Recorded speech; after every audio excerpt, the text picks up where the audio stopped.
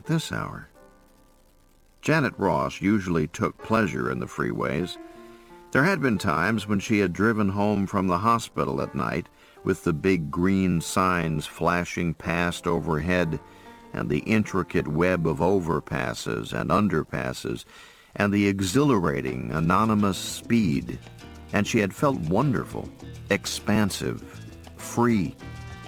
She had been raised in California, and as a child she remembered the first of the freeways. The system had grown up as she had grown, and she did not see it as a menace or an evil. It was part of the landscape. It was fast. It was fun. The automobile was important to Los Angeles, a city more technology-dependent than any in the world. Los Angeles could not survive without the automobile, as it could not survive without water piped in from hundreds of miles away, and as it could not survive without certain building technologies. This was a fact of the city's existence, and had been true since early in the century. But in recent years, Ross had begun to recognize the subtle psychological effects of living your life inside an automobile. Los Angeles had no sidewalk cafes because no one walked. The sidewalk cafe, where you could stare at passing people, was not stationary, but mobile. It changed with each traffic light, where people stopped, stared briefly at each other, then drove on.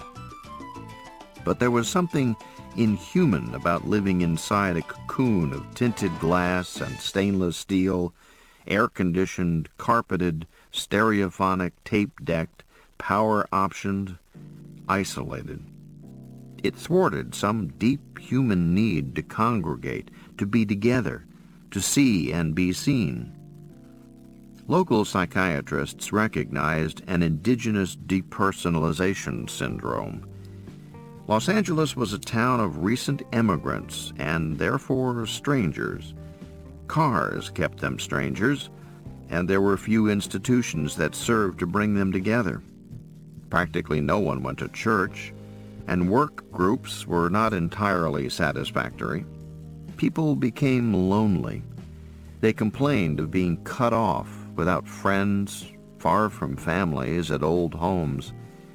Often they became suicidal, and a common method of suicide was the automobile. The police referred to it euphemistically as single-unit fatalities. You picked your overpass and hit it at 80 or 90 foot flat to the floor. Sometimes it took hours to cut the body out of the wreckage. Moving at 65 miles an hour, she shifted across 5 lanes of traffic and pulled off the freeway at sunset, heading up into the Hollywood Hills, through an area known locally as the Swiss Alps, because of the many homosexuals who lived there. People with problems seemed drawn to Los Angeles. The city offered freedom.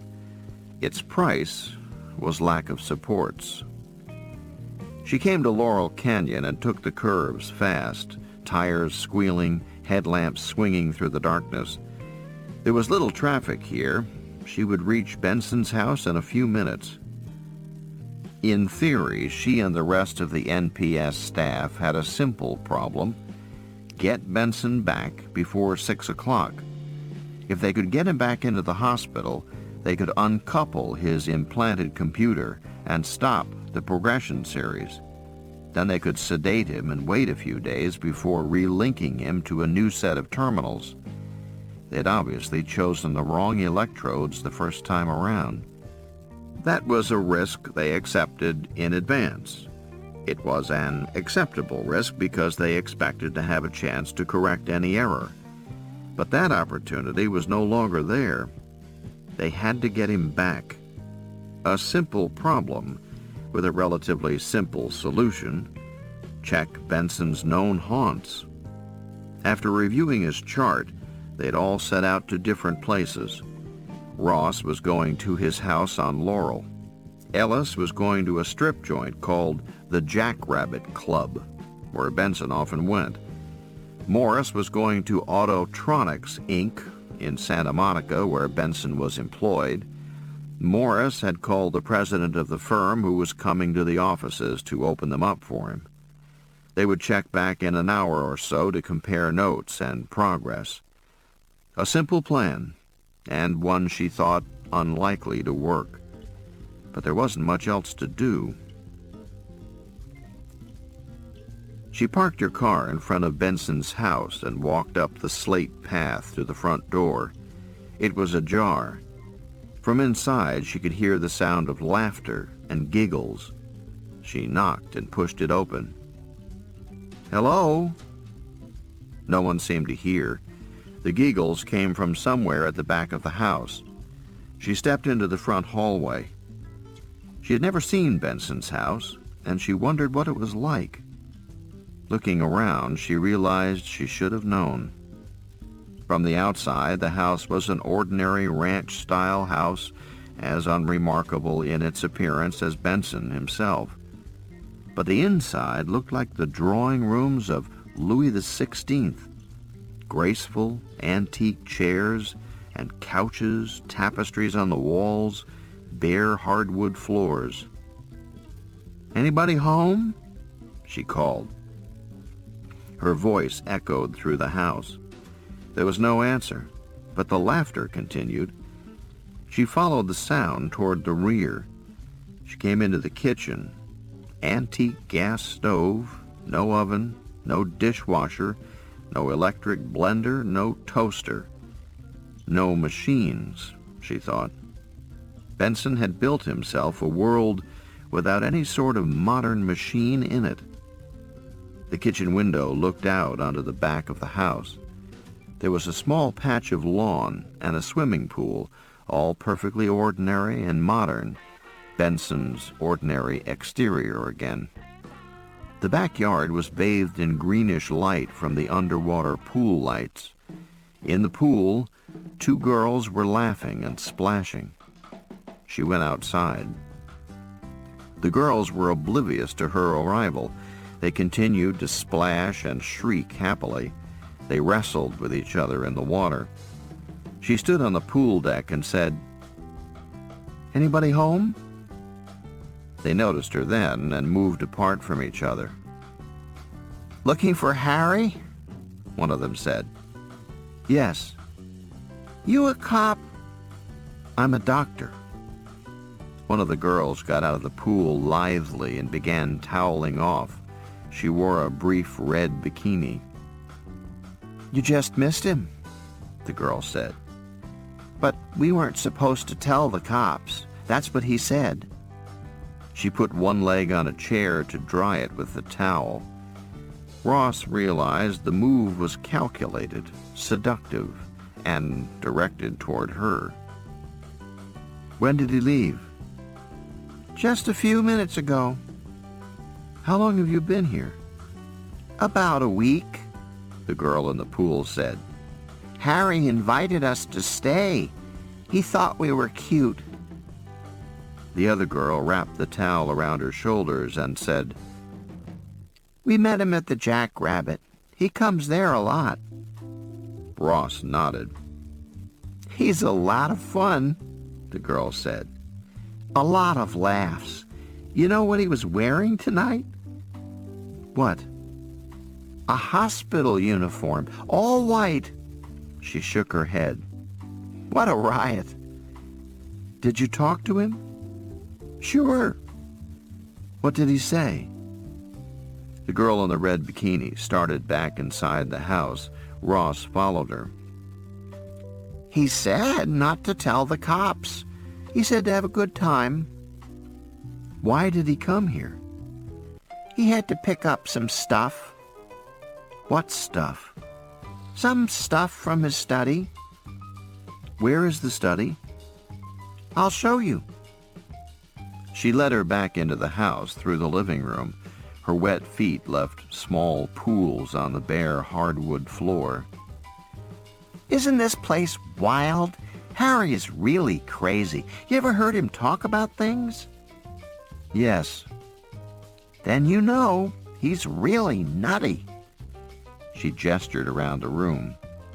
All this old stuff? Why do you want to see him?" "He's sick," Ross said. "He must be," the girl said. "I saw those bandages. What was he, in an accident?" "He had an operation." "No kidding. In a hospital?" "Yes." "No kidding." They went through the living room and down a corridor toward the bedrooms. The girl turned right into one room, which was a study. Antique desk, antique lamps, overstuffed couches. "He came in here and got some stuff." "Did you see what he got?" "We didn't really pay much attention, but he took some big rolls of paper." She gestured with her hands. "Real big. They looked like blueprints or something." "Blueprints?" "Well, they were blue on the inside of the roll and white on the outside, and they were big." She shrugged. "Did he take anything else?" "Yeah, a metal box." "What kind of a metal box?" Ross was thinking of a lunchbox or a small suitcase. "It looked like a toolkit, maybe. I saw it open for a moment before he closed it. It seemed to have tools and stuff inside." "Did you notice anything in particular?" The girl was silent then. She bit her lip. "Well, I didn't really see, but—" "Yes?" "It looked like he had a gun in there." "Did he say where he was going?" "No." "Did he give any clue?" "No." "Did he say he was coming back?" "Well, that was funny," the girl said. "He kissed me, and he kissed Susie, and he said to have a good time, and he said not to tell the cops, and he said he didn't think he'd be seeing us again." She shook her head. "It was funny, but you know how Harry is." "Yes," Ross said. "I know how Harry is." She looked at her watch. It was 1:47. There were only 4 hours left.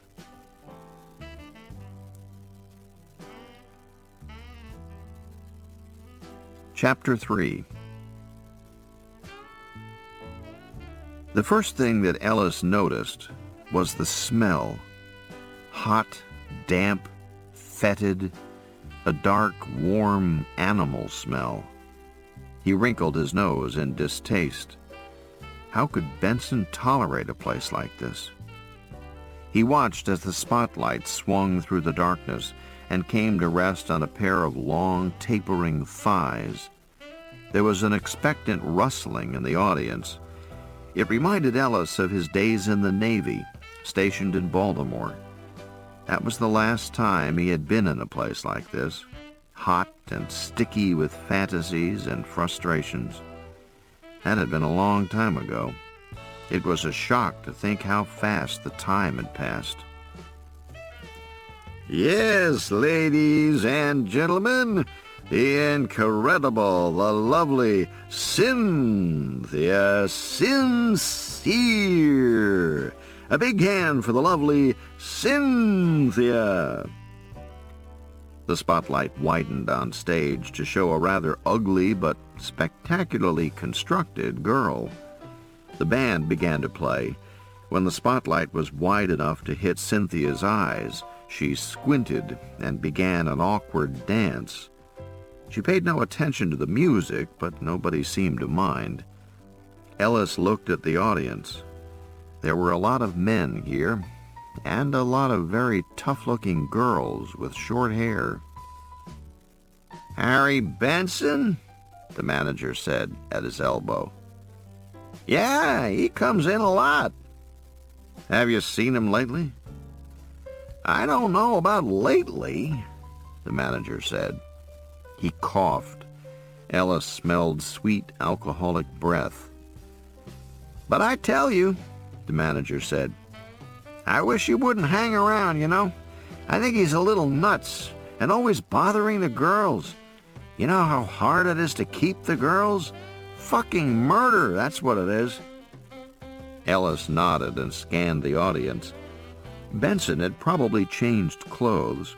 Certainly he wouldn't be wearing an orderly's uniform anymore. Ellis looked at the backs of the heads, at the area between hairline and shirt collar. He looked for a white bandage. He saw none. "But you haven't seen him lately?" "No," the manager said, shaking his head. "Not for a week or so." A waitress went by wearing a rabbit-like white fur bikini. "Sal, you seen Harry lately?" "He's usually around," she said vaguely, and wandered off with a tray of drinks. "I wish you wouldn't hang around bothering the girls," the manager said, and coughed again. Ellis moved deeper into the club. The spotlight swung through smoky air over his head, following the movements of the girl on stage. She was having trouble unhooking her bra. She did a sort of two-step shuffle, hands behind her back, eyes looking vacantly out at the audience. Ellis understood, watching her, why Benson thought of strippers as machines. They were mechanical, no question about it, and artificial. When the bra came off, he could see the U-shaped surgical incision beneath each breast, where the plastic had been inserted. Jaglon would love this, he thought. It would fit right into his theories about machine sex. Jaglon was one of the development boys, and he was preoccupied with the idea of artificial intelligence merging with human intelligence. He argued that on the one hand, cosmetic surgery and implanted machinery were making man more mechanical, while on the other hand, robot developments were making machines more human. It was only a matter of time before people began having sex with humanoid robots. Perhaps it's already happening, Ellis thought, looking at the stripper. He looked back at the audience, satisfying himself that Benson was not there. Then he checked the phone booth in the back and the men's room. The men's room was small and reeked of vomit. He grimaced again and stared at himself in the cracked mirror over the wash basin. Whatever else was true about the Jackrabbit Club, it produced an olfactory assault. He wondered if that mattered to Benson. He went back into the club itself and made his way toward the door. "Find him?" the manager asked. Ellis shook his head and left. Once outside, he breathed the cool night air and got into his car. The notion of smells intrigued him. It was a problem he had considered before, but never really resolved in his own mind. His operation on Benson was directed toward a specific part of the brain, the limbic system. It was a very old part of the brain in terms of evolution. Its original purpose had been the control of smell. In fact, the old term for it was rhinencephalon, the smelling brain. The rhinencephalon had developed 150 million years ago when reptiles ruled the earth. It controlled the most primitive behavior: anger and fear, lust and hunger, attack and withdrawal. Reptiles like crocodiles had little else to direct their behavior. Man, on the other hand, had a cerebral cortex. But the cerebral cortex was a recent addition. Its modern development had begun only 2 million years ago.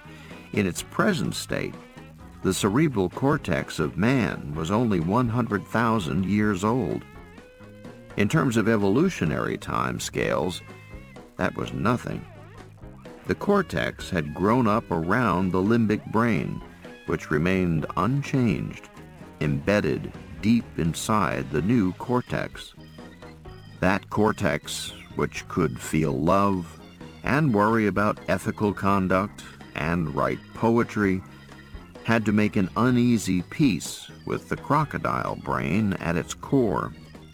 Sometimes, as in the case of Benson, the piece broke down, and the crocodile brain took over intermittently. What was the relationship of smell to all this? Ellis was not sure. Of course, attacks often began with the sensation of strange smells, but was there anything else, any other effect? He didn't know, and as he drove, he reflected that it didn't much matter. The only problem was to find Benson before his crocodile brain took over. Ellis had seen that happen once in the NPS. Ellis had watched it through the one-way glass. Benson had been quite normal, and suddenly he had lashed out against the wall, striking it viciously, picking up his chair, smashing it against the wall. The attack had begun without warning, and had been carried out with utter, total, unthinking viciousness. 6 a.m., he thought. There wasn't much time.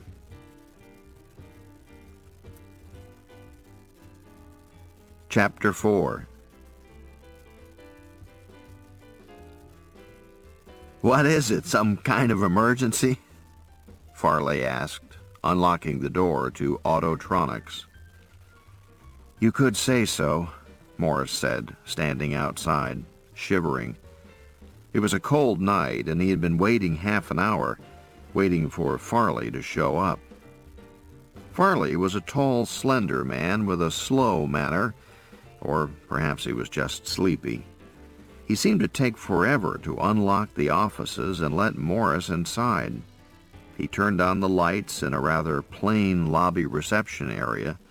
Then he went back toward the rear of the building. The rear of Autotronics was a single cavernous room. Desks were scattered here and there around several pieces of enormous, glittering machinery. Morris frowned slightly. "I know what you're thinking," Farley said. "You're thinking it's a mess." "No, Well, it is, but we get the job done, I can tell you that." He pointed across the room. "That's Harry's desk next to Hap." "Hap?" Farley gestured to a large, spidery metal construction across the room. "Hap," he said, "is short for Hopelessly Automatic Ping Pong Player." He grinned. "Not really," he said, "but we have our little jokes here." Morris walked over to the machine, circled around it, staring. "It plays ping pong?" "Not well," Farley admitted, "but we're working on that. It's a DoD, a Department of Defense, grant, and the terms of the grant were to devise a ping-pong playing robot. I know what you're thinking. You're thinking it isn't an important project." Morris shrugged. He didn't like being told what he was thinking all the time. Farley smiled. "God knows what they want it for," he said. "Of course, the capability would be striking.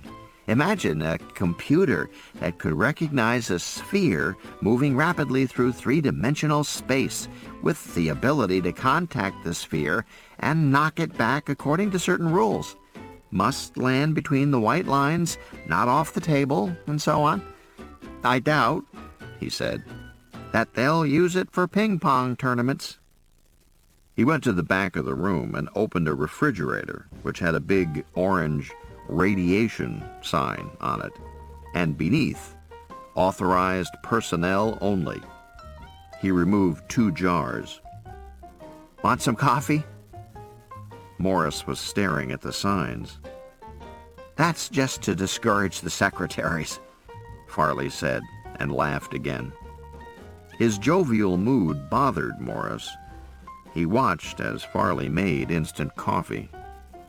Morris went over to Benson's desk and began checking the drawers. "What is it about Harry, anyway?" "How do you mean?" Morris asked. The top drawer contained supplies, paper, pencils, slide rule, scribbled notes, and calculations. The second drawer was a file drawer. It seemed to hold mostly letters. Well, he was in the hospital, wasn't he? Yes, he had an operation and left. We're trying to find him now. He's certainly gotten strange, Farley said. Uh-huh, Morris said. He was thumbing through the files. Business letters, requisition forms. I remember when it began, Farley said. It was during Watershed Week. Morris looked up from the letters. During what? Watershed Week, Farley said. How do you take your coffee? Black? Farley gave him a cup, stirred artificial cream into his own. Watershed Week, he said, was a week in July of 1969. You've probably never heard of it. Morris shook his head. That wasn't an official title, Farley said. But that was what we called it. Everybody in our business knew it was coming, you see. What was coming? The watershed. Computer scientists all over the world knew it was coming, and they watched for it. It happened in July of 1969. The information handling capacity of all the computers in the world exceeded the information handling capacity of all the human brains in the world. Computers could receive and store more information than the 3.5 billion human brains in the world. That's the watershed? You bet it is, Farley said. Morris sipped the coffee. It burned his tongue, but he woke up a little. Is that a joke? Hell no, Farley said. It's true. The watershed was passed in 1969, and computers have been steadily pulling ahead since then. By 1975, they'll lead human beings by 50-1 in terms of capacity. He paused. Harry was awfully upset about that. I can imagine, Morris said. And that was when it began for him. He got very strange, very secretive. Morris looked around the room at the large pieces of computer equipment standing in different areas. It was an odd sensation, the first time he could recall being in a room littered with computers. He realized that he had made some mistakes about Benson. He had assumed that Benson was pretty much like everyone else, but no one who worked in a place such as this was like everyone else. The experience must change you. He remembered that Ross had once said that it was a liberal myth that everybody was fundamentally the same. Lots of people weren't. They weren't like everybody else. Farley was different too, he thought. In another situation, he would have dismissed Farley as a jovial clown, but he was obviously bright as hell. Where did that grinning comic manner come from?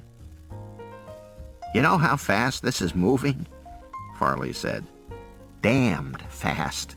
We've gone from milliseconds to nanoseconds in just a few years. When the computer Iliac 1 was built in 1952, it could do 11,000 arithmetical operations a second. Pretty fast, right? Well, they've almost finished with Iliac 4 now. It will do 200 million operations a second. It's the 4th generation.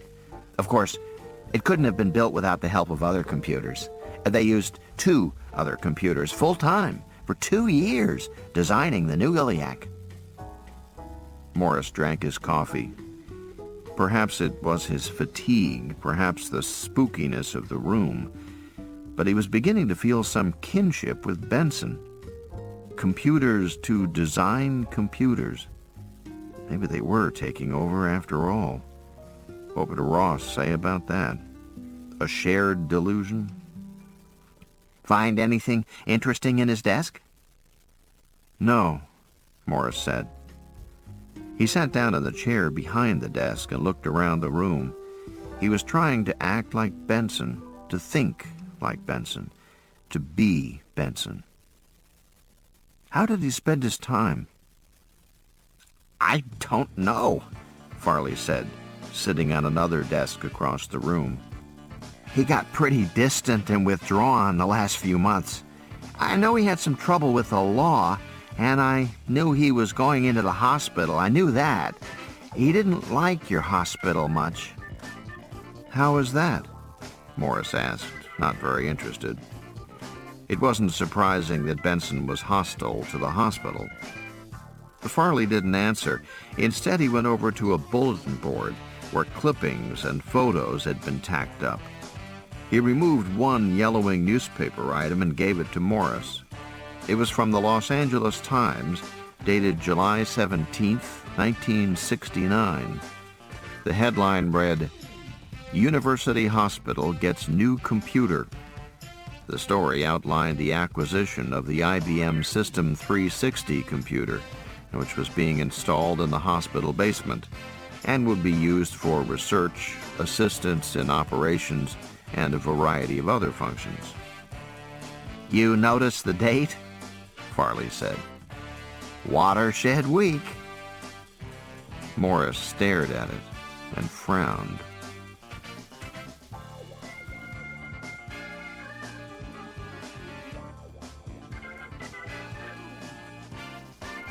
Chapter 5.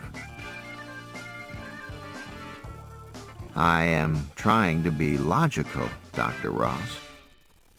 "I understand, Harry. I think it's important to be logical and rational when we discuss these things, don't you?" "Yes, I do." She sat in the room and watched the reels of the tape recorder spin. Across from her, Ellis sat back in a chair, eyes closed, cigarette burning in his fingers. Morris drank another cup of coffee as he listened. She was making a list of what they knew, trying to decide what their next step should be. The tape spun on. "I classify things according to what I call trends to be opposed," Benson said. "There are 4 important trends to be opposed. Do you want to hear them?" "Yes, of course." "Do you really?" "Yes, really." "Well, trend number 1 is the generality of the computer. The computer is a machine, but it's not like any machine in human history. Other machines have a specific function, like cars or refrigerators or dishwashers. We expect machines to have specific functions. But computers don't. They can do all sorts of things." "Surely computers are—" "Please, let me finish. Trend number 2 is the autonomy of the computer. In the old days, computers weren't autonomous. They were like adding machines. You had to be there all the time, punching buttons to make them work. Like cars won't drive without drivers. But now things are different. Computers are becoming autonomous. You can build in all sorts of instructions about what to do next, and you can walk away and let the computer handle things." "Harry, please, don't interrupt me. This is very serious. Trend number 3 is miniaturization. You know all about that. A computer that took up a whole room in 1950 is now about the size of a carton of cigarettes. Pretty soon it'll be smaller than that." There was a pause on the tape. "Trend number 4, Benson began, and she clicked the tape off. She looked at Ellis and Morris. "This isn't getting us anywhere," she said. They didn't reply, just stared with a kind of blank fatigue. She looked at her list of information. Benson home at 12:30, picked up blueprints, gun, and toolkit. Benson not seen in Jackrabbit Club recently. Benson upset by UH computer installed 769. "Suggest anything to you?" Ellis asked. No, Ross said. But I think one of us should talk to McPherson. She looked at Ellis, who nodded without energy. Morris shrugged slightly. All right, she said. I'll do it. It was 4:30 a.m. The fact is, Ross said, we've exhausted all our options. Time is running out. McPherson stared at her across his desk. His eyes were dark and tired. What do you expect me to do? He said. Notify the police. The police are already notified. They've been notified from the beginning by one of their own people. I understand the 7th floor is swarming with cops now. The police don't know about the operation. For Christ's sake, the police brought him here for the operation. Of course they know about it. But they don't really know what it involves. They haven't asked. And they don't know about the computer projection for 6 a.m. What about it? He said. She was becoming angry with him. He was so damned stubborn. He knew perfectly well what she was saying. I think their attitude might be different if they knew that Benson was going to have a seizure at 6 a.m.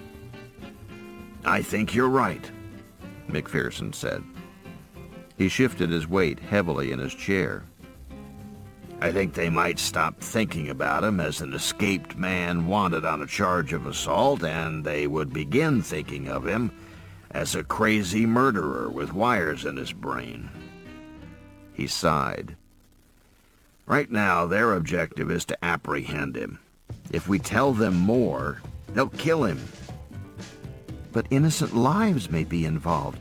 If the projection... The projection, McPherson said, is just that, a computer projection. It is only as good as its input, and that input consists of 3 timed stimulations. You can draw a lot of curves through 3 graph points. You can extrapolate it a lot of ways. We have no positive reason to believe he'll tip over at 6 a.m. In actual fact, he may not tip over at all. She glanced around the room, at the charts on his walls. McPherson plotted the future of the NPS in this room, and he kept a record of it on his walls in the form of elaborate multicolored charts. She knew what those charts meant to him. She knew what the NPS meant to him. She knew what Benson meant to him. But even so, his position was unreasonable and irresponsible. Now, how was she going to say that?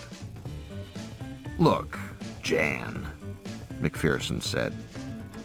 You began by saying that we've exhausted all our options. I disagree. I think we have the option of waiting.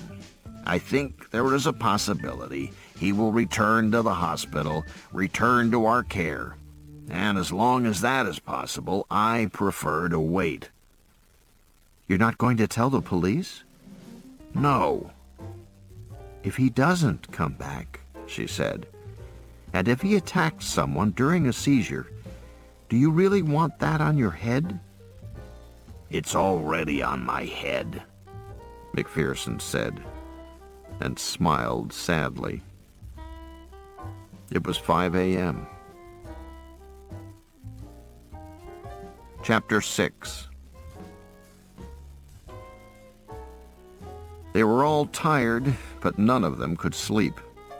They stayed in telecomp watching the computer projections as they inched up the plotted line toward a seizure state. The time was 5:30, and then 5:45. Ellis smoked an entire pack of cigarettes and then left to get another. Morris stared at a journal in his lap but never turned the page. From time to time, he glanced up at the wall clock. Ross paced and looked at the sunrise, the sky turning pink over the thin brown haze of smog to the east. Ellis came back with more cigarettes.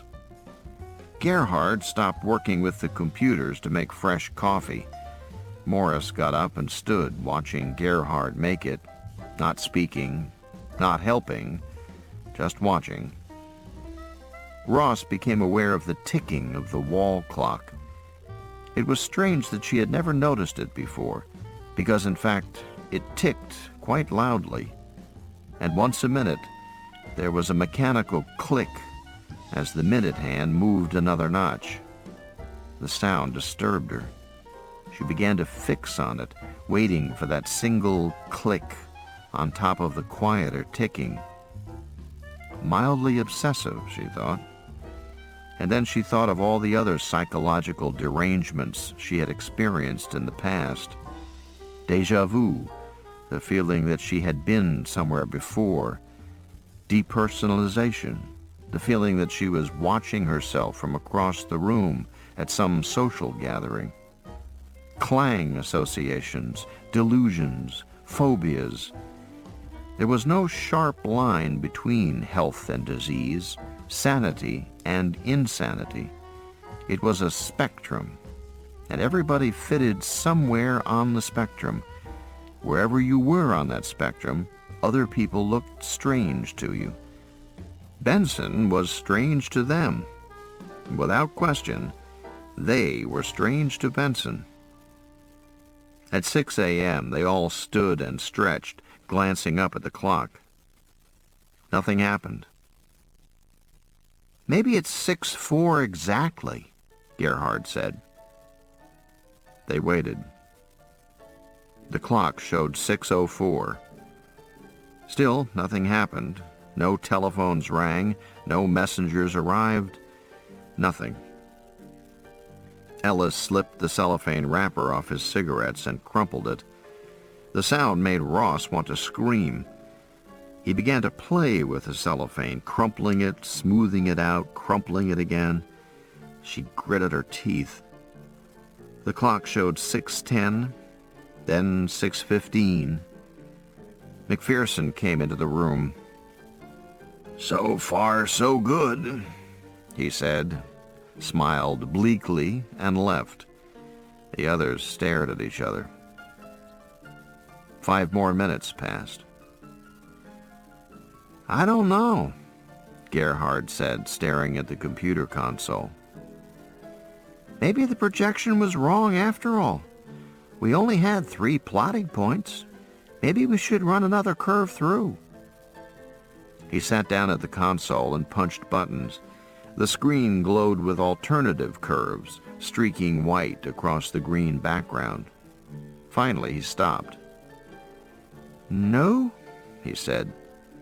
"The computer sticks with the original curve. That should be the one." "Well, obviously the computer is wrong," Morris said.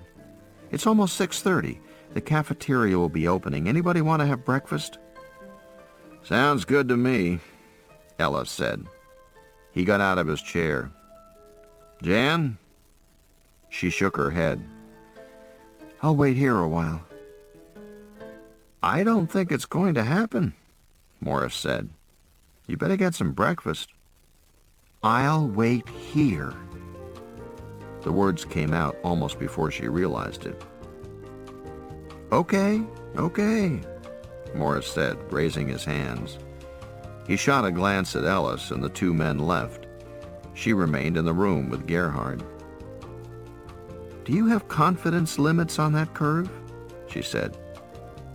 "I did," Gerhard said. "But I don't know anymore.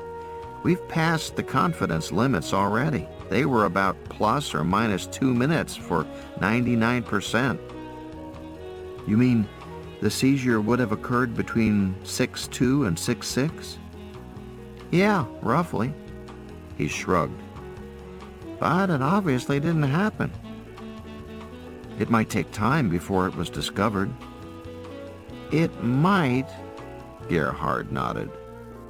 He didn't seem convinced. She returned to the window. The sun was up now, shining with a pale reddish light. Why did sunrises always seem weaker, less brilliant than sunsets? They should be the same. Behind her, she heard a single electronic beep. "Uh-oh," Gerhard said. She turned. "What is it?" He pointed across the room to a small mechanical box on a shelf in the corner.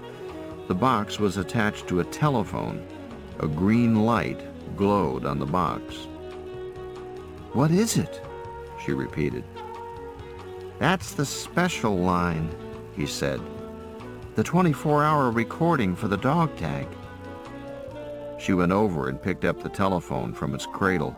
She listened and heard a measured, resonant voice saying, "Should be advised that the body must not be cremated or damaged in any way until the implanted atomic material has been removed. Failure to remove the material presents a risk of radioactive contamination. For detailed information..." She turned to Gerhard. "How do you turn it off?" He pressed a button on the box. The recording stopped. "Hello?" she said. There was a pause. Then a male voice said, "Whom am I speaking to?" "This is Dr. Ross." "Are you affiliated with the..." A short pause. "The Neuropsychiatric Research Unit?" "Yes, I am." "Get a pencil and paper. I want you to take an address down. This is Captain Anders of the Los Angeles Police." She gestured to Gerhard for something to write with. "What's the problem, Captain?" "We have a murder here," Anders said. "And we've got some questions for your people."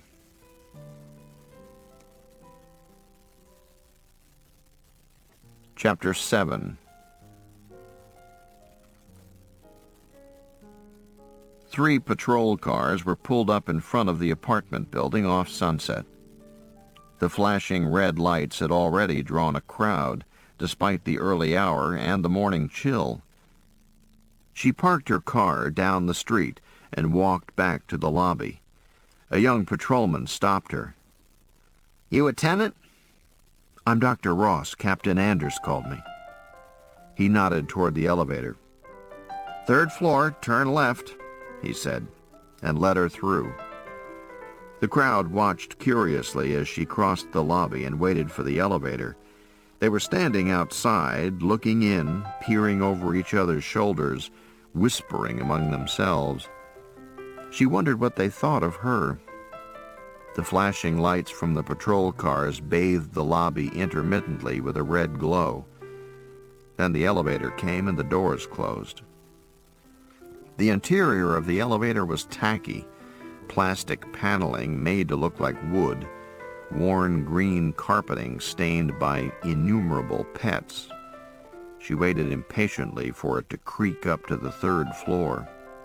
She knew what these buildings were like, full of hookers, full of gays, full of drugs and transients. You could rent an apartment without a long lease, just month to month. It was that kind of place. She stepped off at the 3rd floor and walked down to a cluster of cops outside an apartment. Another policeman blocked her way. She repeated that she was here to see Captain Anders, and he let her through with the admonition not to touch anything. It was a 1-bedroom apartment furnished in pseudo-Spanish style, or at least she thought it was. 20 men were crowded inside, dusting, photographing, measuring, collecting. It was impossible to visualize how it had looked before the onslaught of police personnel. Anders came over to her. He was young, in his middle 30s, wearing a conservative dark suit. His hair was long enough to hang over the back of his collar, and he wore horn-rimmed glasses. The effect was almost professorial and quite unexpected. It was strange how you built up prejudices. When he spoke, his voice was soft. "Are you Dr. Ross?" "Yes." "Captain Anders." He shook hands quickly and firmly. "Thank you for coming. The body is in the bedroom. The coroner's man is in there, too." He led the way into the bedroom. The deceased was a girl in her 20s, sprawled nude across the bed. Her head was crushed, and she had been stabbed repeatedly. The bed was soaked with blood, and the room had the sickly, sweet odor of blood. The rest of the room was in disarray. A chair by the dressing table knocked over, cosmetics and lotions smeared on the rug, a bedside lamp broken. 6 men were working in the room, one of them a doctor from the medical examiner's office. He was filling out the death report. "This is Dr. Ross," Anders said. "Tell her about it." The doctor shrugged toward the body. "Brutal methodology, as you can see. Strong blow to the left temporal region, producing cranial depression and immediate unconsciousness. The weapon was that lamp over there. Blood of her type and some of her hair are affixed to it." Ross glanced over at the lamp, then back to the body. "The stab wounds?" "They're later, almost certainly post-mortem. She was killed by the blow to the head." Ross looked at the head. It was squashed in on one side, like a deflated football, distorting the features of what had once been a conventionally pretty face. "You'll notice," the doctor said, moving closer to the girl, "that she's put on half her makeup. As we reconstruct it, she's sitting at the dressing table over there making up. The blow comes from above and from the side, knocking her over in the chair, spilling the lotions and crap. And she's lifted up." The doctor raised his arms and frowned in mock effort, lifting an invisible body. "From the chair and placed on the bed." "Somebody pretty strong." "Oh yes, a man for sure." "How do you know that?" "Pubic hair in the shower drain. We found 2 varieties. One matches hers, the other is male. Male pubic hair, as you know, is more circular, less elliptical in cross-section than female hair." "No," Ross said. "I didn't know that." "I can give you a reference on it if you want," the doctor said. "It's also clear that her killer had intercourse with her before the murder. We've got a blood type on the seminal fluid, and it's AO. The man apparently takes a shower after intercourse and then comes out and kills her." Ross nodded. "Following delivery of the blow to the head, she's lifted up and placed on the bed. At this time, she's not bleeding much. No blood to speak of on the dressing table or rug. But now her killer picks up some instrument and stabs her in the stomach several times. You'll notice that the deepest wounds are all in the lower abdomen, which may have some sexual connotations for the killer, but that's just guessing on our part." Ross nodded but said nothing. She moved closer to the body to examine the stab wounds. They were all small, puncture-like in appearance, with a good deal of skin tearing around the wounds. "You find a weapon?" "No," the doctor said. "What do you think it was?" "I'm not sure. Nothing very sharp, but something strong. It took a lot of force to penetrate this way with a relatively blunt instrument." "Another argument that it's a man," Anders said. "Yes, I'd guess it was something metal, like a blunt letter opener or a metal ruler or a screwdriver, something like that.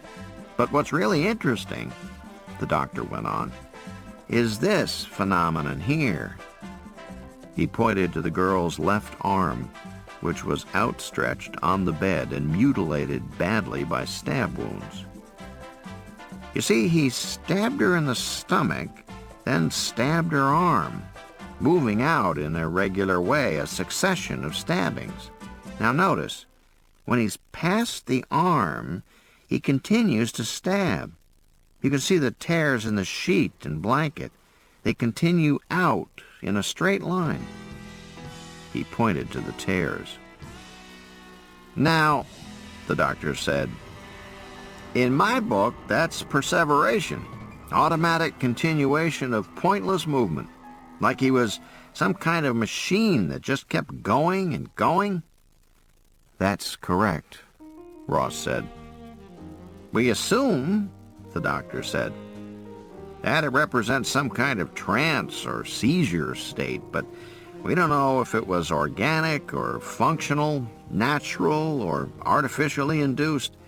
Since the girl let him into the apartment freely, this trance-like state developed only later." Ross realized that the coroner's man was showing off, and it irritated her. This was the wrong time to be playing Sherlock Holmes. Anders handed her the metal dog tag. "We were proceeding routinely with the investigation," he said, "when we found this." Ross turned the tag over in her hand. "I have an implanted atomic pacemaker. Direct physical injury or fire may rupture the capsule and release toxic materials. In the event of injury or death, call NPS 213-652-1134. "That was when we called you," Anders said. He watched her carefully. "We've leveled with you," he said. "Now it's your turn." "His name is Harry Benson," she said. "He's 34, and he has a disinhibitory lesion." The doctor snapped his fingers. "I'll be damned, ADL." "What's a disinhibitory lesion?" Anders said. "And what's ADL?" At that moment, a plainclothesman came in from the living room. "We got a trace on the prints," he said. "They're listed in the defense databanks of all places. This guy had classified clearance from 1968 to the present. His name's Harry Benson. Lives in L.A. "Clearance for what?" Anders said. "Computer work, probably," Ross said. "That's right," the plainclothesman said. "Last 3 years. Classified computer research." Anders was making notes. "They have a blood type on him?" "Yeah, type AO is what's listed." Ross turned to the doctor. "What do you have on the girl?" "Name's Doris Blankford, stage name Angela Black. 26 years old, been in the building 6 weeks. "What does she do?" "Dancer." Ross nodded. Anders said, "Does that have some special meaning?" "He has a thing about dancers." "He's attracted to them?" "Attracted and repelled," she said. "It's rather complicated." He looked at her curiously. Did he think she was putting him on? "And he has some kind of seizures?" "Yes." Anders made notes. "I'm going to need some explanations," he said. "Of course. And a description, pictures. I can get you all that. As soon as possible." She nodded. All her earlier impulses to resist the police, to refuse to cooperate with them, had vanished. She kept staring at the girl's caved-in head. She could imagine the suddenness, the viciousness of the attack. She glanced at her watch. "It's 7:30 now," she said. "I'm going back to the hospital, but I'm stopping at home to clean up and change. You can meet me there or at the hospital." "I'll meet you there," Anders said. "I'll be finished here in about 20 minutes. "Okay," she said, and gave him the address.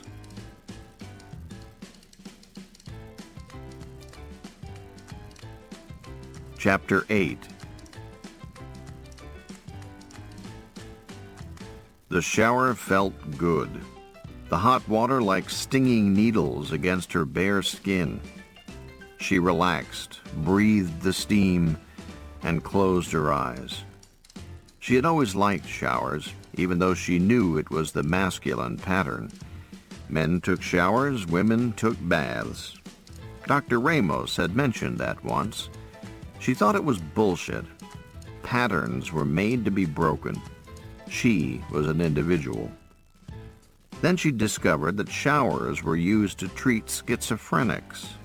They were sometimes calmed by alternating hot and cold spray.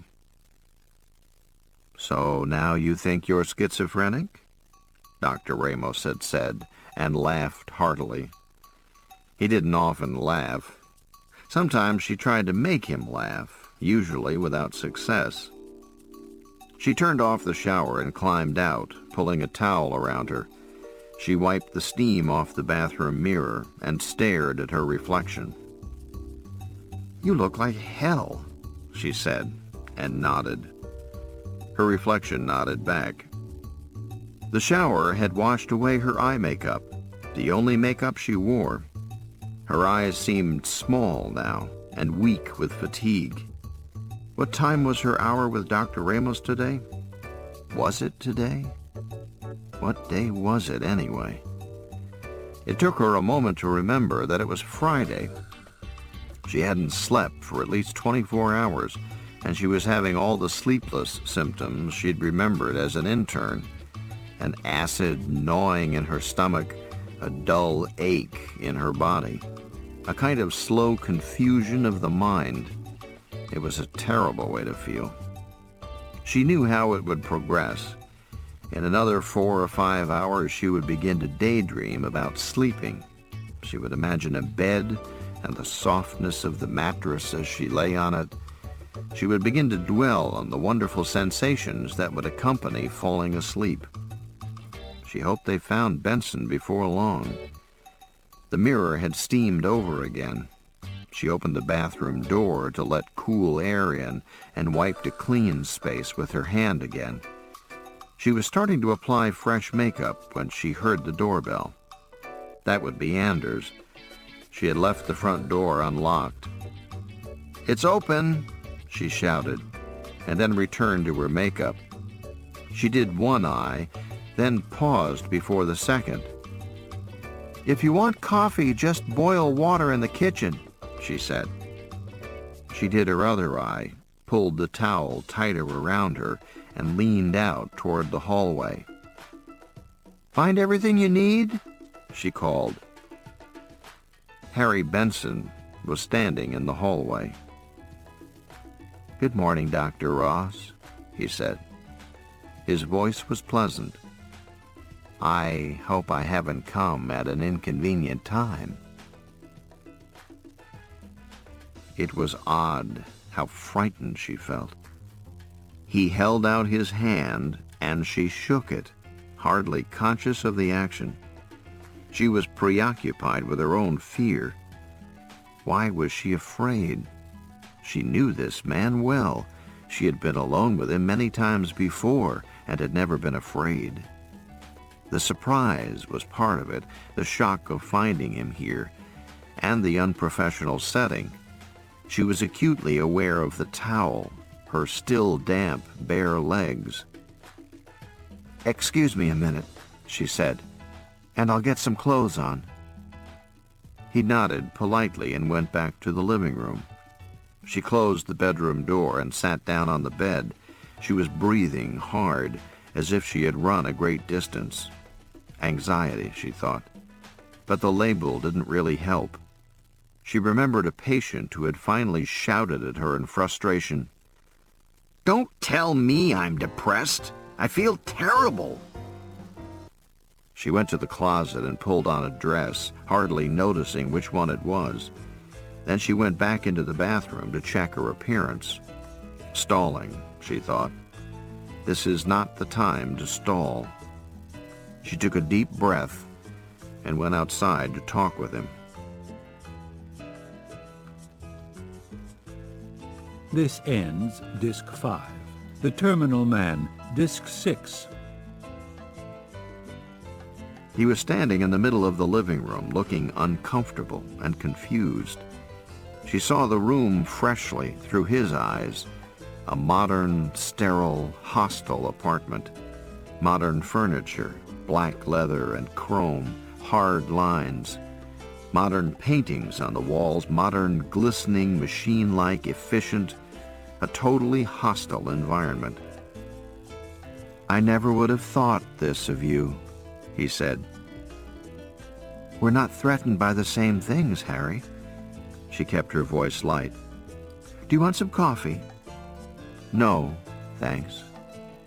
He was neatly dressed, in a jacket and tie, but his wig, the black wig, threw her off. Also his eyes. They were tired, distant, the eyes of a man near the breaking point of fatigue. She remembered how the rats had collapsed from excessive pleasurable stimulation. Eventually they lay spread-eagled on the floor of the cage, panting, too weak to crawl forward and press the shock lever one more time. "Are you alone here?" he said. "Yes, I am." There was a small bruise on his left cheek, just below the eye. She looked at his bandages. They just barely showed a bit of white between the bottom of his wig and the top of his collar. "Is something wrong?" he asked. "No, nothing." "You seem tense." His voice sounded genuinely concerned. Probably he'd just had a stimulation. She remembered how he had become sexually interested in her after the test stimulations, just before he was interfaced. "No, I'm not tense." She smiled. "You have a very nice smile," he said. She glanced at his clothes, looking for blood. The girl had been soaked. Benson must have been covered with blood, yet there was none on his clothes. Perhaps he'd dressed after taking a second shower, after killing her. "Well," she said, "I'm going to have some coffee." She went into the kitchen with a kind of relief. It was somehow easier to breathe in the kitchen, away from him. She put the kettle on the burner, turned on the gas, and stayed there a moment. She had to get control of herself. She had to get control of the situation. The odd thing was that while she had been shocked to see him suddenly in her apartment, she was not really surprised that he had come. Some ADL patients feared their own violence.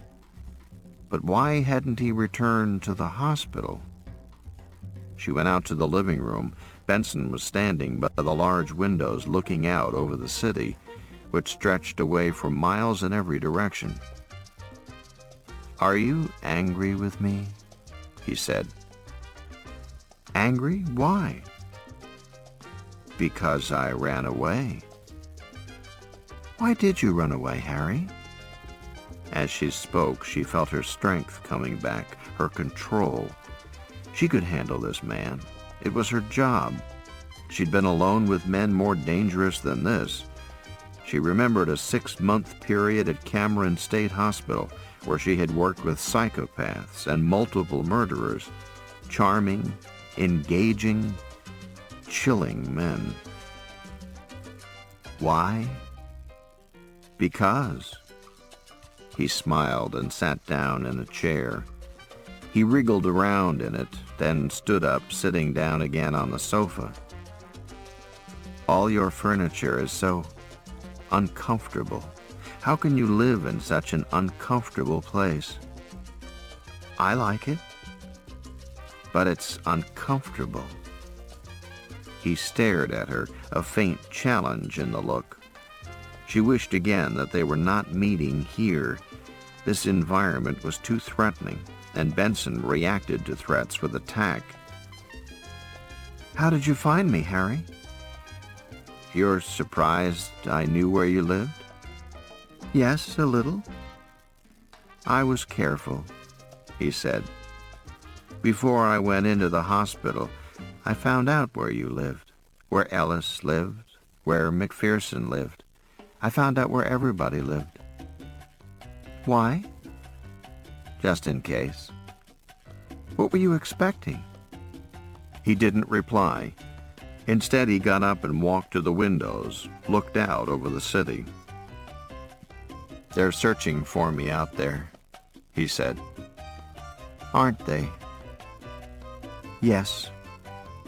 But they'll never find me. The city is too big. From the kitchen, her kettle began to whistle. She excused herself and went in to make coffee. Her eyes scanned the counter, searching for something heavy. Perhaps she could hit him over the head. Ellis would never forgive her, but... You have a picture on your wall, Benson called. A lot of numbers. Who did that? A man named Johns. Why would a man draw numbers? Numbers are for machines.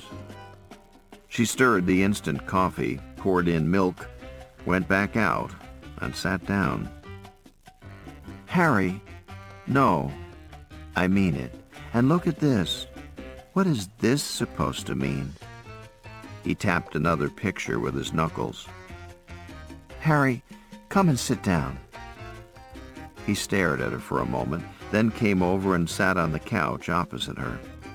He seemed tense, but a moment later smiled in a relaxed way. For an instant, his pupils dilated. Another stimulation, she thought. What the hell was she going to do? Harry, she said, what happened? I don't know, he said, still relaxed.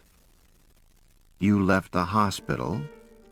Yes, I left the hospital, wearing one of those white suits. I figured it all out. Angela picked me up. And then? And then we went to my house. I was quite tense. Why were you tense? Well, you see, I know how this is all going to end. She wasn't sure what he was referring to. How is it going to end? And after we left my house, we went to her apartment, and we had some drinks, and we made love, and then I told her how it was going to end. That was when she got scared. She wanted to call the hospital to tell them where I was. He stared off into space, momentarily confused. She didn't want to press the point. He had had a seizure, and he would not remember killing the girl. His amnesia would be total and genuine. But she wanted to keep him talking. Why did you leave the hospital, Harry? It was in the afternoon, he said, turning to look at her.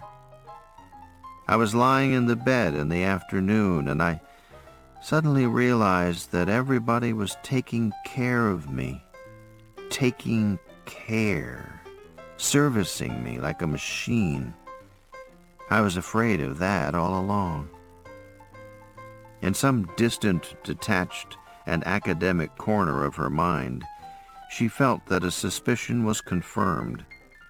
Benson's paranoia about machines was, at bottom, a fear of dependency, of losing self-reliance. He was quite literally telling the truth when he said he was afraid of being taken care of, and people usually hated what they feared. But then, Benson was dependent on her, and how would he react to that? You people lied to me, he said suddenly. Nobody lied to you, Harry. He began to get angry. Yes, you did, He broke off and smiled again. The pupils were briefly larger. Another stimulation. They were very close now. He'd tip over again soon. You know something? That's the most wonderful feeling in the world, he said. What feeling? That buzz. Is that how it feels? As soon as things start to get black, buzz, and I'm happy again," Benson said. "Beautifully warm and happy." "The stimulations," she said. She resisted the impulse to look at her watch. What did it matter? Anders had said he would be coming in 20 minutes, but anything could delay him. And even if he came, she wondered if he could handle Benson. An ADL patient out of control was an awesome thing. Anders would probably end up shooting Benson or trying to, and she didn't want that. "But you know what else?" Benson said. "The buzz is only nice occasionally. When it gets too heavy, it's suffocating." "Is it getting heavy now?" "Yes," he said, and he smiled. In that moment, when he smiled, she was stunned into the full realization of her own helplessness. Everything she had been taught about controlling patients, everything about directing the flow of thought, about watching the speech patterns, was useless here. Verbal maneuvers would not work, would not help her, any more than they would help control a rabies victim or a person with a brain tumor. Benson had a physical problem. He was in the grip of a machine that was inexorably, flawlessly pushing him toward a seizure. Talk couldn't turn off the implanted computer. There was only one thing she could do, and that was to get him to the hospital. How? She tried an appeal to his cognitive functions. "Do you understand what's happening, Harry? The stimulations are overloading you, pushing you into seizures." "The feeling is nice." "But you said yourself it's not always nice." "No, not always." "Well, don't you want to have that corrected?" He paused a moment. "Corrected?" "Fixed, changed, so that you don't have seizures anymore." She had to choose her words carefully. "You think I need to be fixed?" His words reminded her of Ellis, the surgeon's pet phrase. "Harry, we can make you feel better." "I feel fine, Dr. Ross." "But Harry, when you went to Angela's—" "I don't remember anything about that." "You went there after you left the hospital." "I don't remember anything. Memory tapes are all erased. Nothing but static. You can put it on audio if you want and listen to it yourself." He opened his mouth and made a hissing sound. "See? Just static." "You're not a machine, Harry," she said softly. "Not yet." Her stomach churned. She felt physically sick with tension. Again, that detached part of her mind noted the interesting physical manifestation of an emotional state. She was grateful for the detachment, even for a few instants of it. But she was also angry at the thought of Ellis and McPherson and all those conferences when she had argued that implanting machinery into Benson would exaggerate his pre-existing delusional state. They hadn't paid any attention. She wished they were here now. "You're trying to make me into a machine," he said. "You all are. I'm fighting you." "Harry, let me finish." His face was taut. Abruptly, it loosened into a smile. Another stimulation. They were coming only minutes apart now. Where was Anders? Where was anybody? Should she run out into the hall screaming? Should she try to call the hospital, the police? "It feels so good," Benson said, still smiling. "That feeling, it feels so good. Nothing feels as good as that. I could just swim in that feeling forever and ever." "Harry, I want you to try and relax." "I'm relaxed." But that's not what you really want, is it? What do I want? You want me to be a good machine. You want me to obey my masters, to follow instructions. Isn't that what you want? You're not a machine, Harry. And I never will be. His smile faded. Never. Ever. She took a deep breath. Harry, she said, I want you to come back to the hospital. No. We can make you feel better. No. We care about you, Harry. You care about me. He laughed, a nasty, hard sound. You don't care about me. You care about your experimental preparation. You care about your scientific protocol. You care about your follow-up. You don't care about me. He was becoming excited and angry.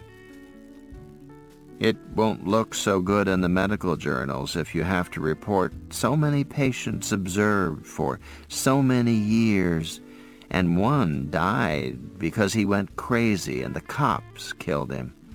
That will reflect badly. Harry, I know, Benson said. He held out his hands. I was sick an hour ago. Then when I woke up, I saw blood under my fingernails. Blood. I know. He stared at his hands, curling them to look at the nails. Then he touched his bandages.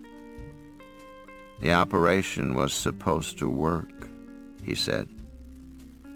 But it isn't working. And then, quite abruptly, he began to cry. His face was bland, but the tears rolled down his cheeks. It isn't working, he said. I don't understand. It isn't working. Equally abruptly, he smiled. Another stimulation. This one had come less than a minute after the one previously. She knew that he'd tip over in the next few seconds. I don't want to hurt anyone, he said, smiling cheerfully. She felt sympathy for him and sadness for what had happened. I understand, she said. Let's go back to the hospital. No. I'll go with you. I'll stay with you all the time. It will be all right. Don't argue with me. He snapped to his feet, fists clenched, and glared down at her. I will not listen. He broke off, but did not smile. Instead, he began to sniff the air. What is that smell? He said. I hate that smell. What is it? I hate it. Do you hear me? I hate it. He moved towards her, sniffing. He reached his hands out toward her. Harry, I hate this feeling, he said. She got up off the couch, moving away. He followed her clumsily, his hands still outstretched. I don't want this feeling. I don't want it, he said. He was no longer sniffing. He was fully in a trance state, coming toward her. Harry? His face was blank, an automaton mask. His arms were still extended toward her. He almost seemed to be sleepwalking as he advanced on her. His movements were slow, and she was able to back away from him, maintaining distance. Then suddenly he picked up a heavy glass ashtray and flung it at her. She dodged. It struck one of the large windows, shattering the glass. He leaped for her and threw his arms around her, holding her in a clumsy bear hug. He squeezed her with incredible strength. Harry, she gasped. Harry! She looked up at his face and saw it was still blank. She kneed him in the groin. He grunted and released her, bending at the waist, coughing. She moved away from him and picked up the phone. She dialed the operator. Benson was still bent over, still coughing. "Operator? Operator, give me the police. Do you want the Beverly Hills police or the Los Angeles police? I don't care. Well, which do you—" She dropped the phone. Benson was stalking her again. She heard the tiny voice of the operator saying, "Hello? Hello?" Benson tore the phone away and flung it behind him across the room. He picked up a floor lamp and held it base outward. He began to swing it in large, hissing arcs. She ducked it once and felt the gush of air in the wake of the heavy metal base. If it hit her, it would kill her. It would kill her. The realization pushed her to action. She ran to the kitchen. Benson dropped the lamp and followed her. She tore open drawers looking for a knife. She found only a small paring knife. Where the hell were her big knives? Benson was in the kitchen. She threw a pot at him blindly. It clattered against his knees. He moved forward. The detached and academic part of her mind was still operating, telling her that she was making a big mistake, that there was something in the kitchen she could use. But what? Benson's hands closed around her neck. The grip was terrifying. She grabbed his wrists and tried to pull them away. She kicked up with her leg, but he twisted his body away from her, then pressed her back against the counter, pinning her down. She could not move. She could not breathe. She began to see blue spots dancing before her eyes. Her lungs burned for air. Her fingers scratched along the counter, feeling for something, anything to strike him with. She touched nothing. The kitchen. She flung her hands around wildly. She felt the handle of the dishwasher, the handle to the oven, the machines in her kitchen. Her vision was greenish. The blue spots were larger. They swam sickeningly before her. She was going to die in the kitchen. The kitchen. The kitchen. Dangers of the kitchen. It came to her in a flash, just as she was losing consciousness. Microwaves. She no longer had any vision. The world was dull gray, but she could still feel. Her fingers touched the metal of the oven, the glass of the oven door, then up to the controls. She twisted the dial. Benson screamed. The pressure around her neck was gone. She slumped to the floor. Benson was screaming. Horrible, agonized sounds. Her vision came back to her slowly, and she saw him, standing over her, clutching his head in his hands, screaming. He paid no attention to her as she lay on the floor, gasping for breath. He twisted and writhed, holding his head and howling like a wounded animal. Then he rushed from the room, still screaming. And she slid smoothly and easily into unconsciousness.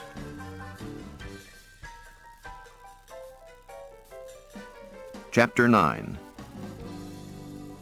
The bruises were already forming, long purplish welts on both sides of her neck. She touched them gently as she looked into the mirror. "When did he leave?" Anders said. He stood in the doorway to the bathroom, watching her. "I don't know. Around the time I passed out." He looked back toward the living room. "Quite a mess out there." "I imagine so." "Why did he attack you?"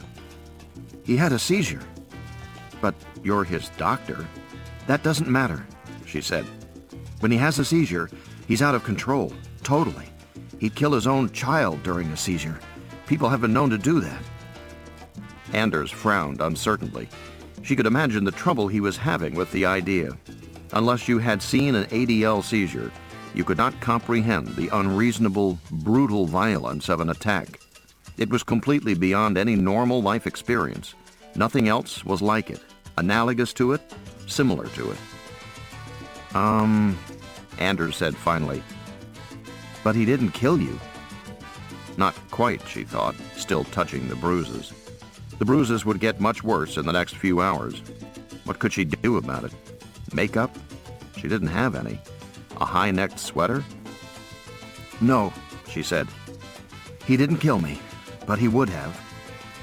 "What happened?" "I turned on the microwave." Anders looked puzzled.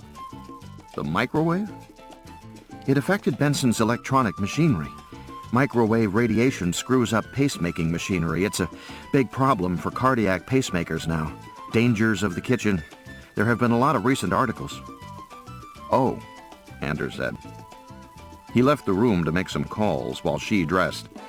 She chose a black turtleneck sweater and a gray skirt and stepped back to look at herself in the mirror. The bruises were hidden. Then she noticed the colors, black and gray. That wasn't like her. Too somber, too dead and cold. She considered changing, but didn't. She heard Anders talking on the phone in the living room. She went out to the kitchen to make herself a drink. No more coffee. She wanted scotch on the rocks. And as she poured it, she saw the long scratches in the wooden counter that her fingernails had left. She looked at her fingernails. 3 of them were broken. She hadn't noticed before. She made the drink and went out to sit in the living room. "Yes," Anders was saying into the phone. "Yes, I understand." "No. No idea." "Well, we're trying." There was a long pause. She went to the broken window and looked out at the city. The sun was up, lighting a dark band of brown air that hung above the buildings. It was really a lethal place to live, she thought. She should move to the beach, where the air was better. "Well, listen," Anders said angrily. "None of this would have happened if you'd kept that fucking guard at his door in the hospital. I think you better keep that in mind." She heard the phone slam down and turned. "Shit," he said. "Politics. Even in the police department?" "Especially in the police department," he said. "Anything goes wrong and suddenly there's a scramble to see who can get stuck with it." "They're trying to stick you?" "They're trying me on for size." She nodded and wondered what was happening back at the hospital. Probably the same thing. The hospital had to maintain its image in the community. The chiefs of service would be in a sweat. The director would be worrying about fundraising. Somebody at the hospital would get stuck. McPherson was too big. She and Morris were too small. It would probably be Ellis. He was an assistant professor. If you fired an assistant professor, it had connotations of firing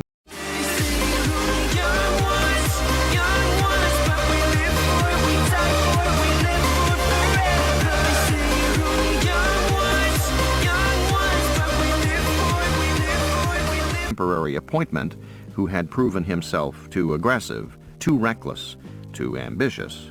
Much better than firing a full professor, which was very messy and reflected badly on the earlier decision that had given him tenure. It would probably be Ellis. She wondered if he knew. He had just recently bought a new house in Brentwood. He was very proud of it. He had invited everyone in the NPS to a housewarming party next week. She stared out the window through the shattered glass. Anders said, "Listen, what do seizures have to do with cardiac pacemakers?" "Nothing," she said, "except that Benson has a brain pacemaker, very similar to a cardiac pacemaker." Anders flipped open his notebook. "You better start from the beginning," he said, "and go slowly." "All right." She set down her drink. "Let me make one call first."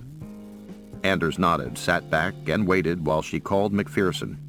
Then, as calmly as she could, she explained everything she knew to the policeman. Chapter 10. McPherson hung up the telephone and stared out his office window at the morning sun. It was no longer pale and cold. There was the full warmth of morning. "That was Ross," he said. Morris nodded from the corner. "And?" "Benson came to her apartment. She lost him." Morris sighed. "It doesn't seem to be our day," McPherson said. He shook his head, not taking his eyes off the sun. "I don't believe in luck.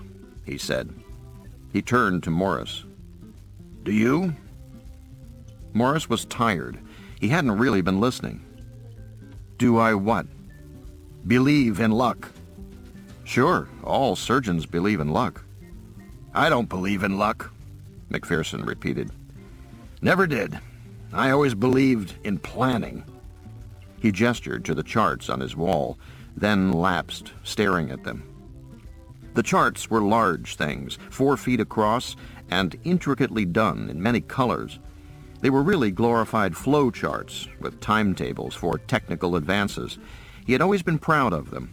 For instance, in 1967, he had examined the state of 3 areas: diagnostic conceptualization, surgical technology, and microelectronics, and concluded that they would all come together to allow an operation for ADL seizures in July of 1971.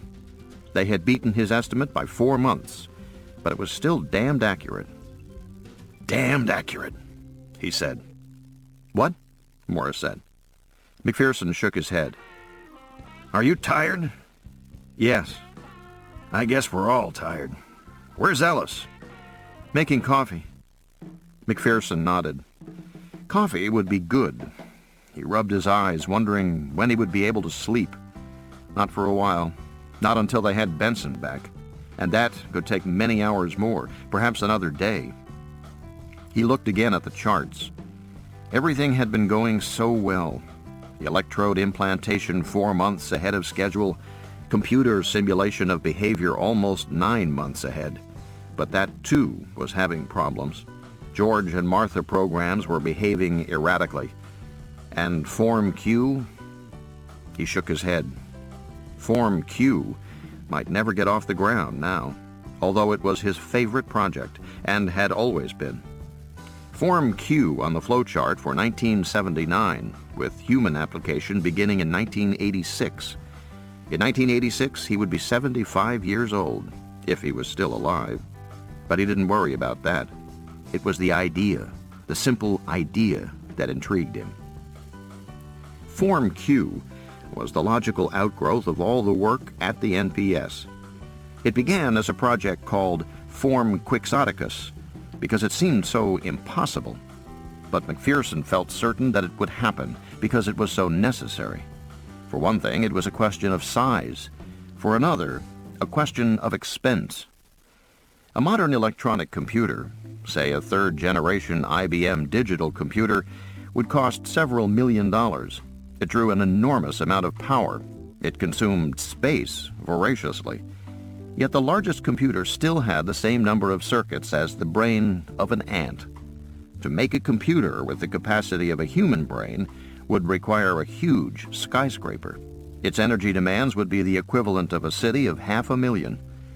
Obviously, nobody would ever try to build such a computer using current technology. New methods would have to be found, and there wasn't much doubt in McPherson's mind what the methods would be. Living tissues. The theory was simple enough. A computer, like a human brain, was composed of functioning units, little flip-flop cells of one kind or another. The size of those units had shrunk considerably over the years. They would continue to shrink as large-scale integration and other microelectronic techniques improved. Power requirements would also decrease. But the individual units would never become as small as a nerve cell, a neuron. You could pack 1 billion nerve cells into 1 cubic inch. No human miniaturization method would ever achieve that economy of space, nor would any human method ever produce a unit that operated on so little power as a nerve cell. Therefore, make your computers from living nerve cells. It was already possible to grow isolated nerve cells in tissue culture. It was possible to alter them artificially in different ways. In the future, it would be possible to grow them to specification, to make them link up in specified ways. Once you could do that, you could make a computer that was, say, 6 cubic feet in volume, but contained thousands of billions of nerve cells. Its energy requirements would not be excessive. Its heat production and waste products would be manageable. Yet it would be the most intelligent entity on the planet, by far. Form Q. Preliminary work was already being done in a number of laboratories and government research units around the country. Advances were being made. But for McPherson, the most exciting prospect was not a super-intelligent organic computer. That was just a side product. What was really interesting was the idea of an organic prosthesis for the human brain. Because once you developed an organic computer, a computer composed of living cells and deriving energy from oxygenated nutrified blood, then you could transplant it into a human being, and you would have a man with two brains.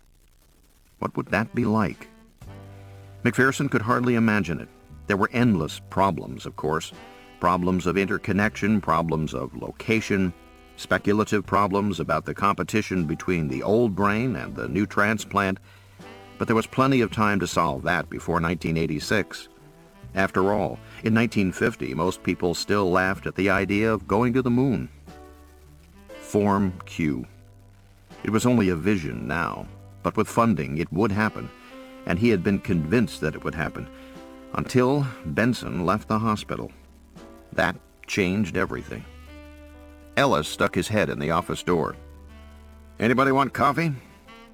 "Yes," McPherson said. He looked over at Morris. "No," Morris said. He got up out of his chair. "I think I'll replay some of Benson's interview tapes." "Good idea," McPherson said, though he did not really think so. He realized that Morris had to keep busy, had to do something, anything, just to remain active. Morris left, Ellis left, and McPherson was alone with his multicolored charts and his thoughts.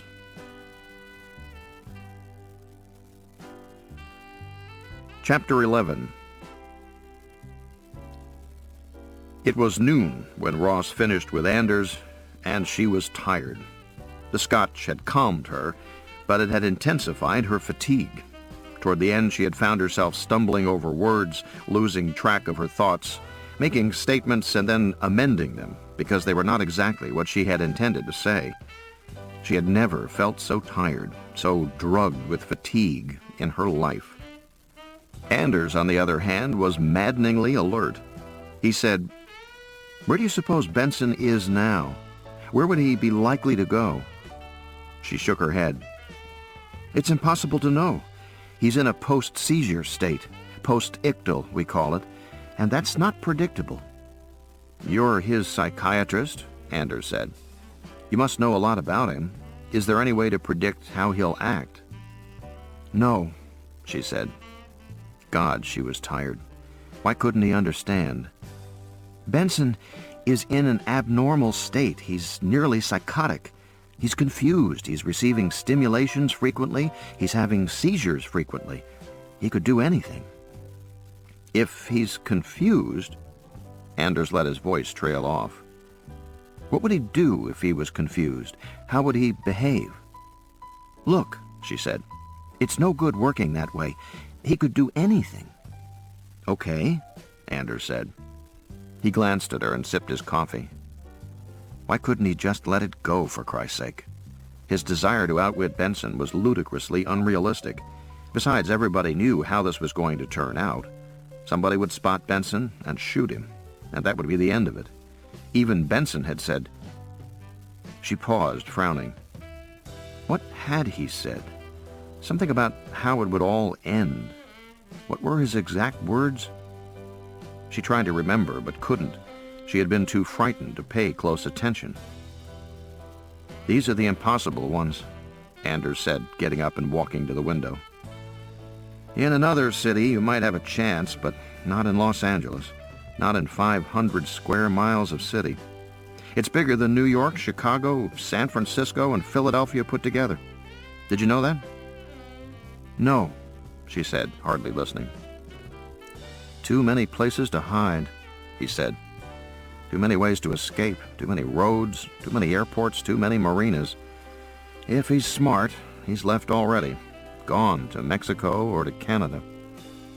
"He won't do that," she said. "What will he do?" "He'll come back to the hospital." There was a pause. "I thought you couldn't predict his behavior." Anders said. "It's just a feeling," she said. "That's all." "We'd better go to the hospital," he said. The NPS looked like the planning room for a war. All patient visits had been canceled until Monday. No one but staff and police were admitted to the 4th floor. But for some reason, all the development people were there, and they were running around with horrified looks on their faces, obviously worried that their grants and their jobs were in jeopardy. Phones rang constantly. Reporters were calling in. McPherson was locked in his office with hospital administrators. Ellis was swearing at anyone who came within 10 yards of him. Morris was off somewhere and couldn't be found.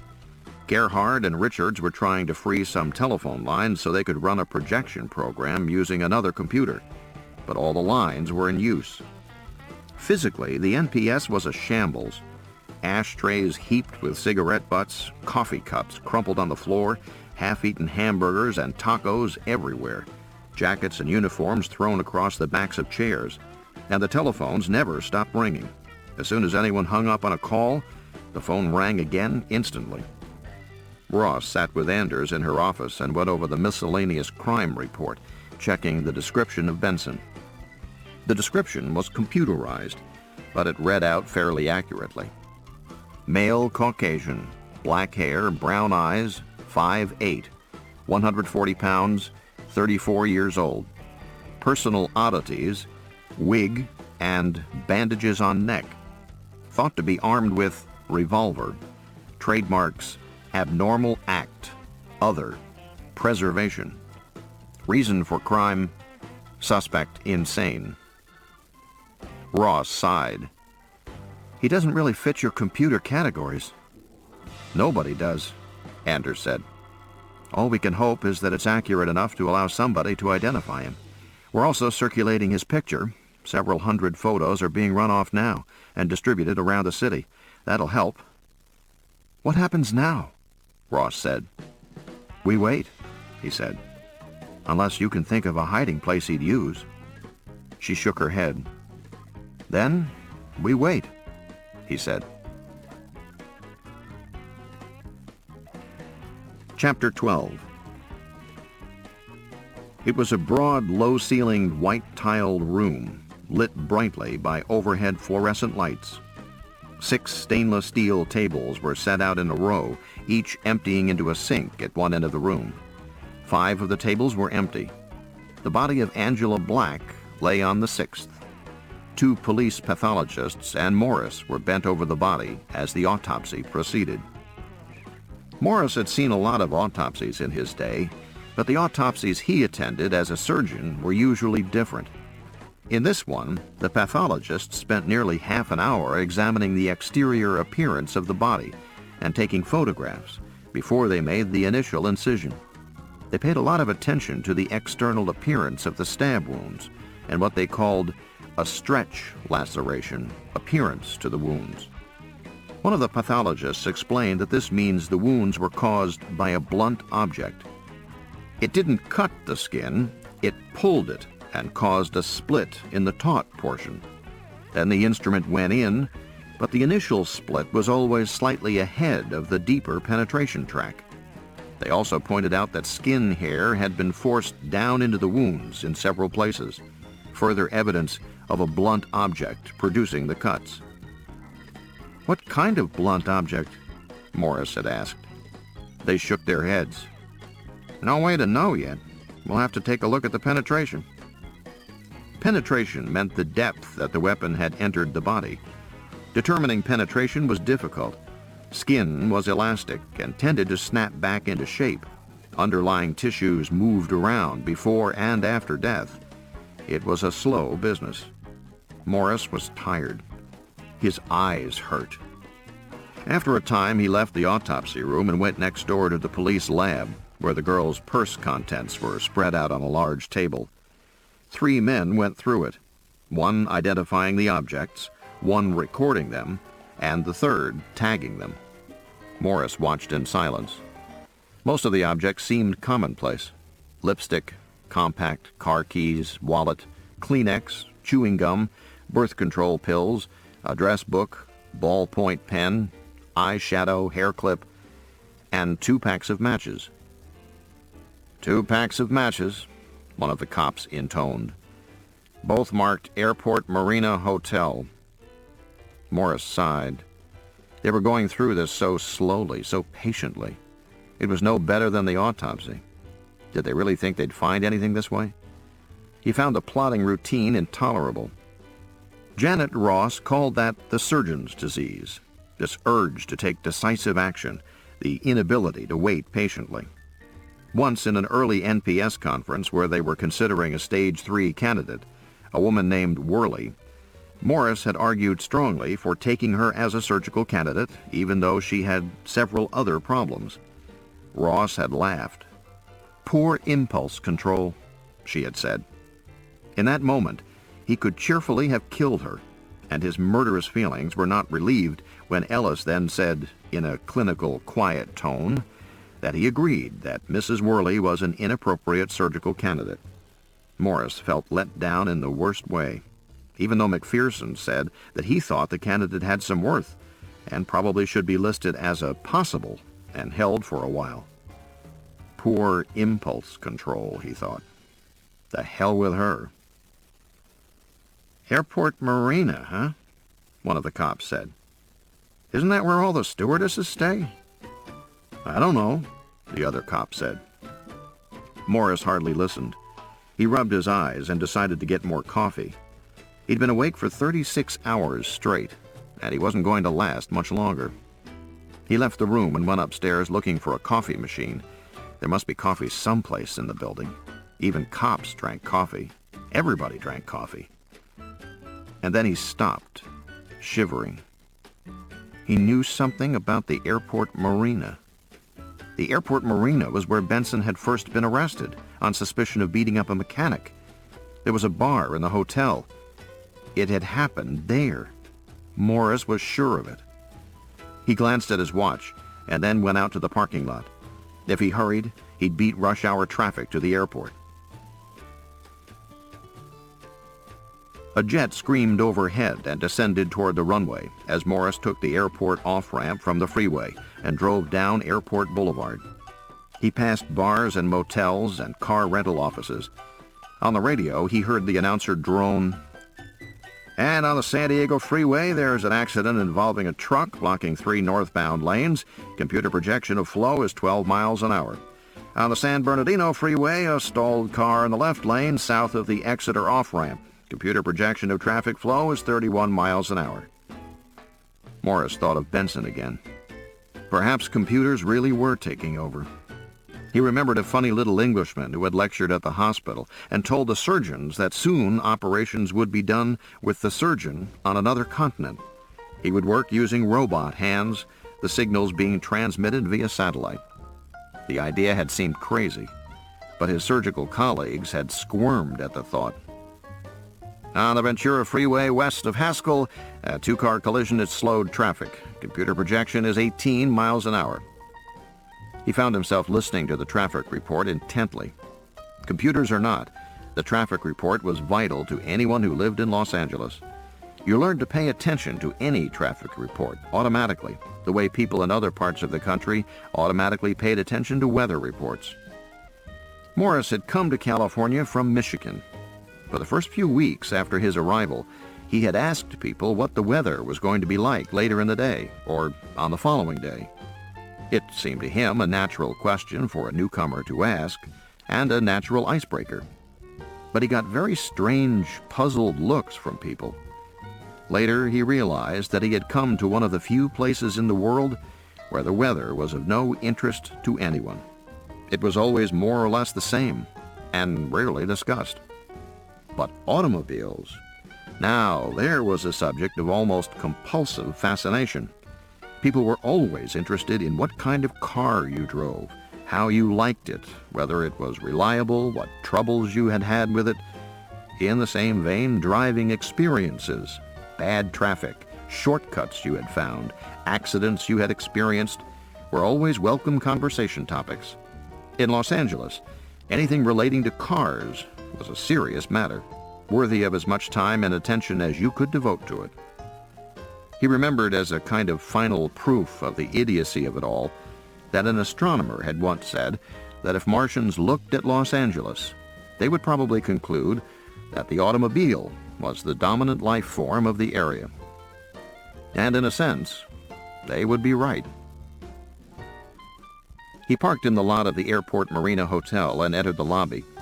The building was as incongruous as its name, with that California quality of bizarre mixtures. In this case, a sort of plastic and neon Japanese inn. He went directly to the bar, which was dark and nearly deserted at 5 p.m. There were 2 stewardesses in a far corner talking over drinks, 1 or 2 businessmen seated at the bar, and the bartender himself, staring off vacantly into space. Morris sat at the bar. When the bartender came over, he pushed Benson's picture across the counter. "You ever seen this man?" "What'll it be?" the bartender said. Morris tapped the picture. "This is a bar. We serve liquor." Morris was beginning to feel strange. It was the kind of feeling he sometimes had when he began an operation and felt like a surgeon in a movie, something very theatrical. Now he was a private eye. "His name is Benson," Morris said. "I'm his doctor. He's very ill." "What's he got?" Morris sighed. "Have you seen him before?" "Sure, lots of times. Harry, right?" "That's right, Harry Benson. When was the last time you saw him?" "An hour ago." The man shrugged. "What's he got?"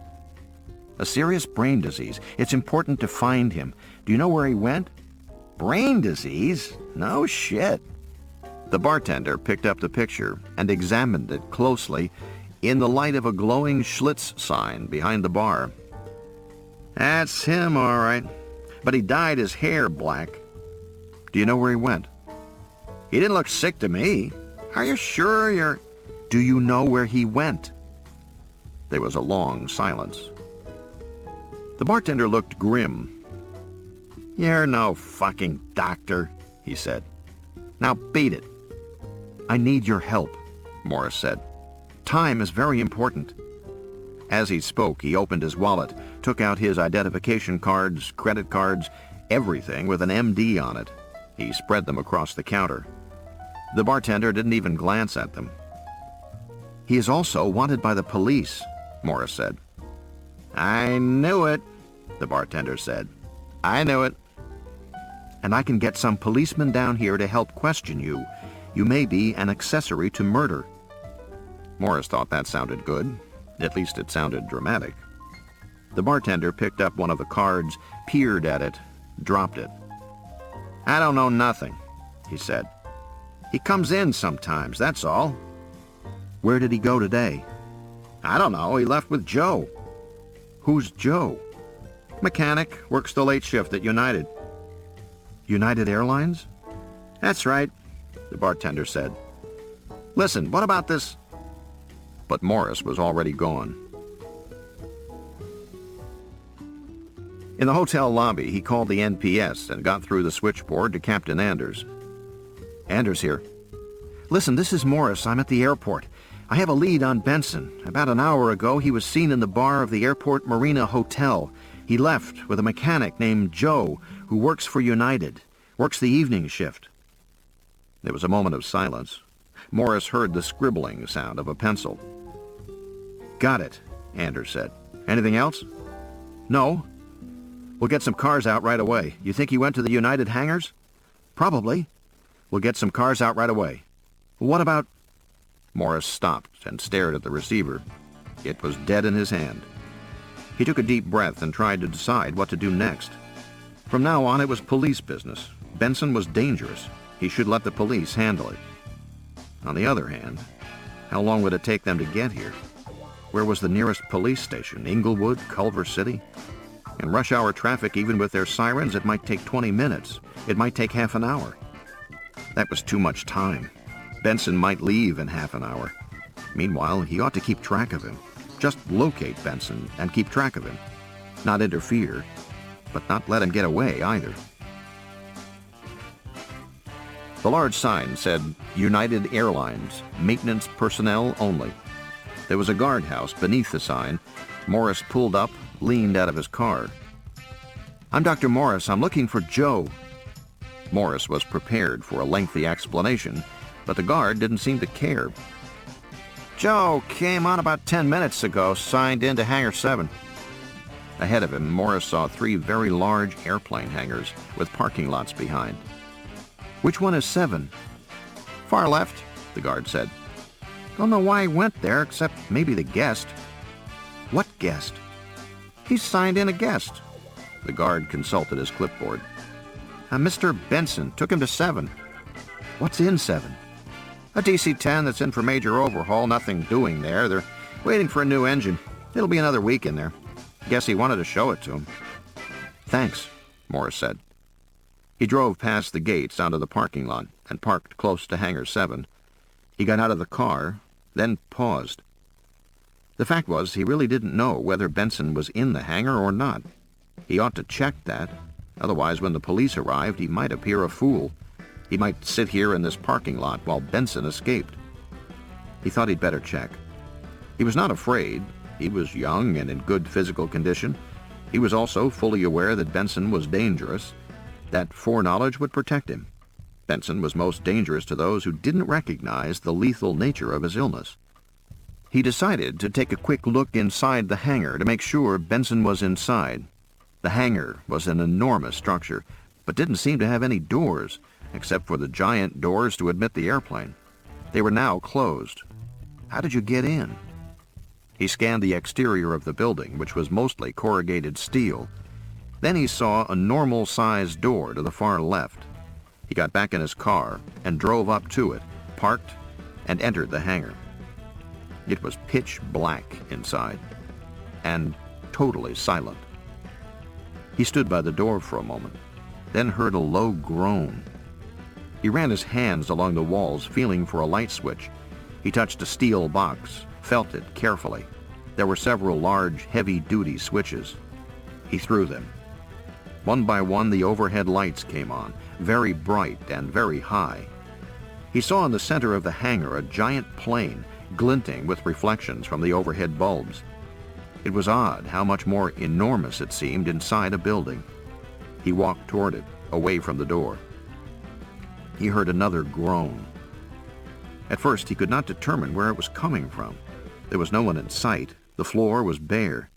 But there was a ladder near the far wing. He walked beneath the high, sleek tail assembly toward the ladder. The hangar smelled of gasoline and grease, sharp smells. It was warm. Another groan. He walked faster, his footsteps echoing in the cavernous hangar space. The groan seemed to be coming from somewhere inside the airplane. How did you get inside? It was an odd thought.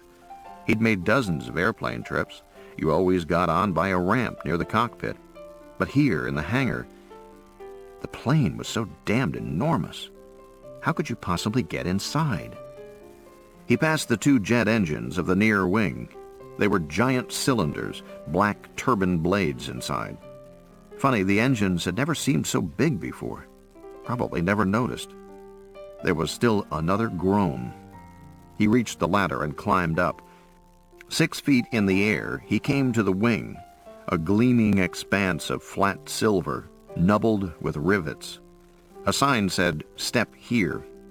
There were drops of blood by the sign. He looked across the wing and saw a man covered with blood lying on his back. Morris moved closer and saw that the man's face was horribly mangled, and his arm was twisted back at a grotesquely unnatural angle. He heard a noise behind him. He spun, and then suddenly, all the lights in the hangar went out. Morris froze. He had a sense of total disorientation, of being suspended in air in vast and limitless blackness. He did not move. He held his breath. He waited. The injured man groaned again. There was no other sound. Morris knelt down, not really knowing why. Somehow he felt safer being close to the metal surface of the wing. He was not conscious of being afraid, just badly confused. Then he heard a soft laugh, and he began to be afraid. "Benson?" There was no reply. "Benson, are you there?" No reply, but footsteps moving across the concrete floor. Steady, quietly echoing footsteps. "Harry, it's Dr. Morris." Morris blinked his eyes, trying to adjust to the darkness. It was no good. He couldn't see anything. He couldn't see the edges of the wing. He couldn't see the outline of the fuselage. He couldn't see a fucking thing. The footsteps came closer. "Harry, I want to help you." His voice cracked as he spoke. That certainly conveyed his fear to Benson. He decided to shut up. His heart was pounding, and he was breathing hard, gasping for breath. "Harry." No reply, but the footsteps stopped. Perhaps Benson was giving up. Perhaps he had had a stimulation. Perhaps he was changing his mind. A new sound. A metallic creak. Quite close. Another creak. He was climbing the ladder. Morris was drenched with cold sweat. He still could see nothing at all. He was so disoriented he no longer remembered where he was on the wing. Was the ladder in front of him or behind? Another creak. He tried to fix the sound. It was coming somewhere in front of him. That meant he was facing the tail, the rear of the wing, facing the ladder. Another creak. How many steps were there? Roughly 6 feet, 6 steps. Benson would be standing on the wing soon. What could he use for a weapon? Morris patted his pockets. His clothes were soaked and clinging with sweat. He had a momentary thought that this was all ridiculous, that Benson was the patient and he was the doctor. Benson would listen to reason. Benson would do as he was told. Another creak. A shoe! Quickly, he slipped off his shoe and cursed the fact that it had a rubber sole, but it was better than nothing. He gripped the shoe tightly, held it above his head, ready to swing. He had a mental image of the beaten mechanic, the disfigured, bloody face, and he suddenly realized that he was going to have to hit Benson very hard, with all the strength he had. He was going to have to try to kill Benson. There were no more creaking sounds, but he could hear breathing. And then, distant at first, but growing rapidly louder, he heard sirens. The police were coming. Benson would hear them too and would give up. Another creak. Benson was going back down the ladder. Morris breathed a sigh of relief. Then he heard a peculiar scratching sound and felt the wing beneath his feet shake. Benson had not climbed down. He had continued to climb up and was now standing on the wing. "Dr. Morris?" Morris almost answered, but didn't. He knew then that Benson couldn't really see either. Benson needed a voice fix. Morris said nothing. "Dr. Morris? I want you to help me."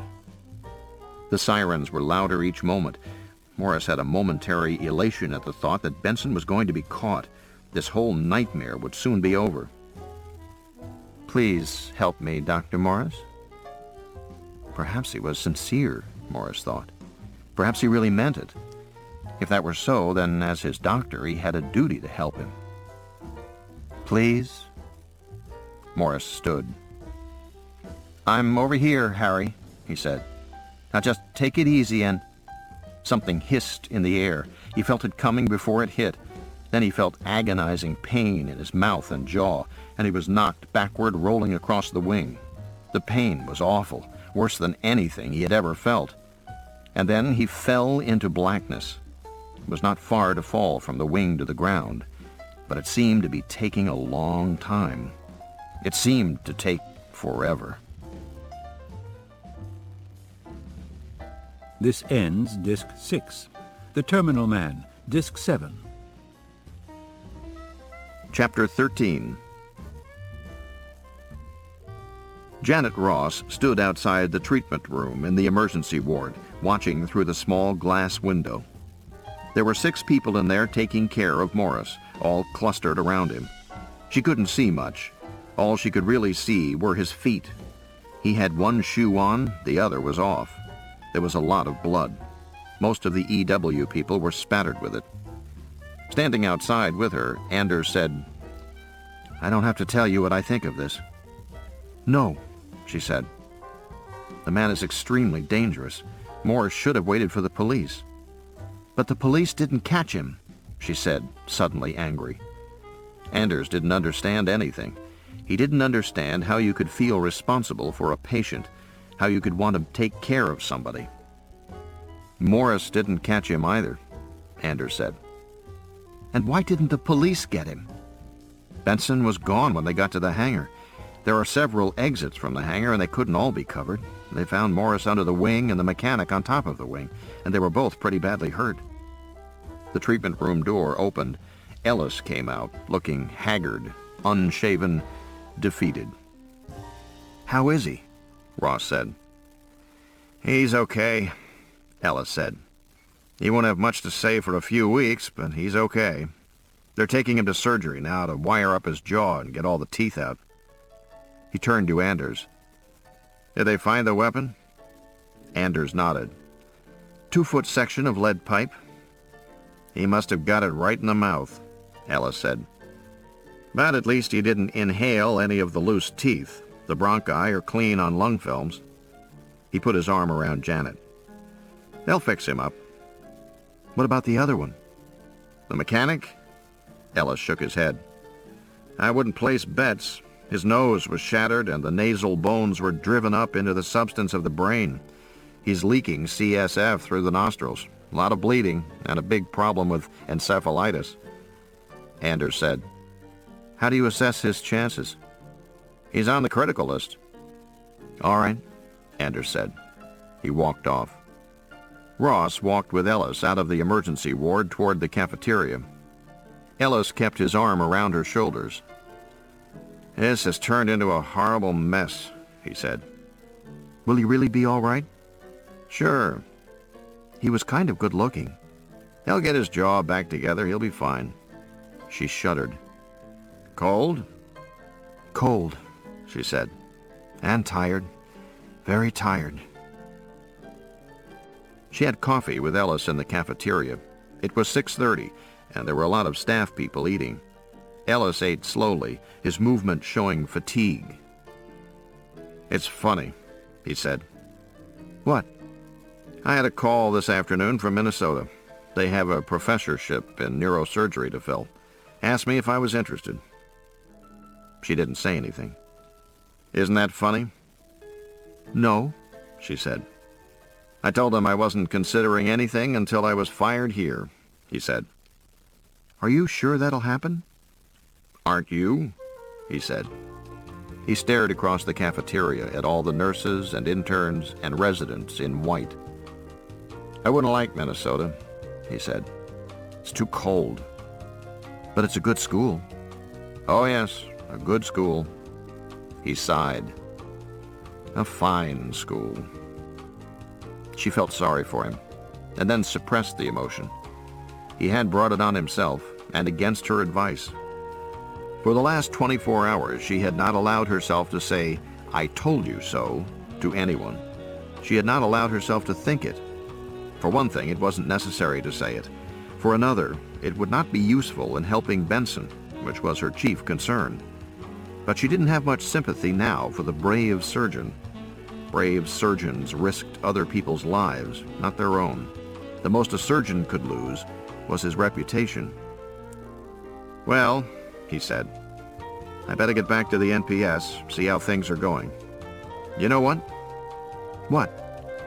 "I hope they kill him," Ellis said. And he walked away toward the elevators. The operation began at 7 p.m. She watched from the overhead glass viewing booth as Morris was wheeled into the OR and the surgeons draped him. Ben Dixon and Curtis were doing the procedure. They were both good plastic surgeons. They would fix him up as well as anybody possibly could. But it was still a shock to watch as the sterile gauze packs were taken away from Morris's face and the flesh exposed. The upper part of his face was normal, though pale. The lower part was a red mash, like butcher's meat. It was impossible to find the mouth in all the redness. Ellis had seen that in the emergency ward. It was shocking to her now, even at a distance. She could imagine the effect much closer. She stayed to watch as the drapes were placed over the body and around the head. The surgeons were gowned and gloved, the instrument tables set in position, the scrub nurses stood ready. The whole ritual of preparing for surgery was carried out smoothly and efficiently. It was a wonderful ritual, she thought, so rigid and so perfect that nobody would ever know, and the surgeons themselves probably didn't consider that they were operating on a colleague. The ritual, the fixed procedure, was anesthetic for the surgeon, just as gas was anesthetic for the patient. She stayed a few moments longer, and then left the room. Chapter 14.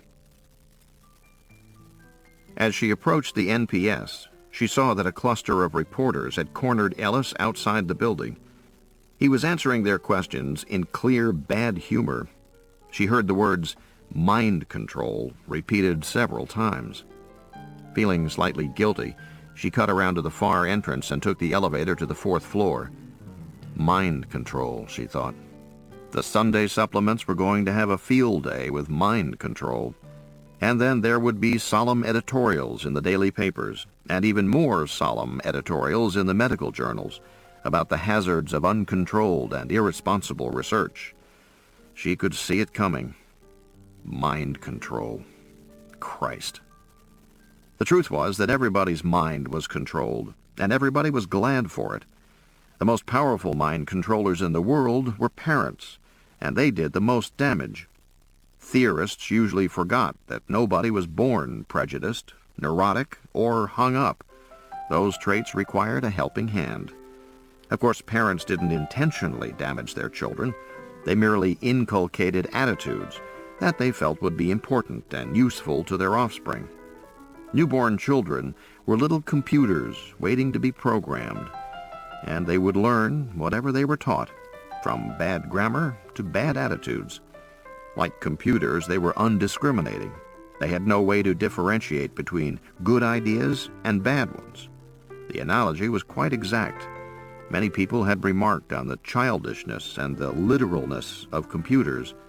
For example, if you could instruct a computer to put on your shoes and socks, the computer would certainly reply that socks could not be fitted over shoes.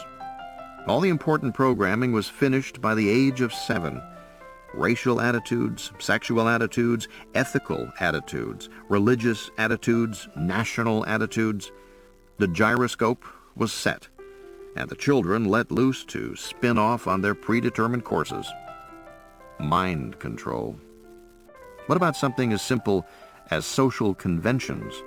What about shaking hands when you meet someone, facing forward in elevators, passing on the left, having your wine glass on the right? Hundreds of little conventions that people needed in order to stereotype social interaction. Take away any of them, and you produce unbearable anxiety. People needed mind control. They were glad to have it. They were hopelessly lost without it. But let a group of people try to solve the greatest problem in the world today, uncontrolled violence, and suddenly there are shouts from all sides, "Mind control! Mind control!" Which was better, control or uncontrol? She got off at the 4th floor, brushed past several policemen in the hallway, and went into her office. Anders was there, hanging up the telephone, and frowning. "We just got our first break," he said. "Oh?" Her irritation dissipated in a wave of expectancy. "Yes," Anders said. "But I'll be damned if I know what it means. What happened?" "Benson's description and his pictures are being circulated downtown, and somebody recognized him." "Who?" "A clerk in building and planning in City Hall. He said Benson came in 10 days ago. Building and planning files specifications on all public structures erected within city limits, and they administer certain building codes." Ross nodded. "Well, Benson came in to check specs on a building. He wanted to review electrical blueprints, said he was an electrical engineer, produced some identification." Ross said, "The girls at his house said he'd come back for some blueprints." "Well, apparently he got them from building and planning." "What are they for?" "University Hospital," Anders said. He has the complete wiring system for the entire hospital. Now, what do you make of that? By 8 o'clock, she was almost asleep, standing up. Her neck was hurting badly, and she had a headache. She realized that she didn't have any choice anymore. Either she got some sleep, or she'd pass out. "I'll be on the floor if you need me," she told Anders, and left. She walked down the corridor of the NPS, past several uniformed cops.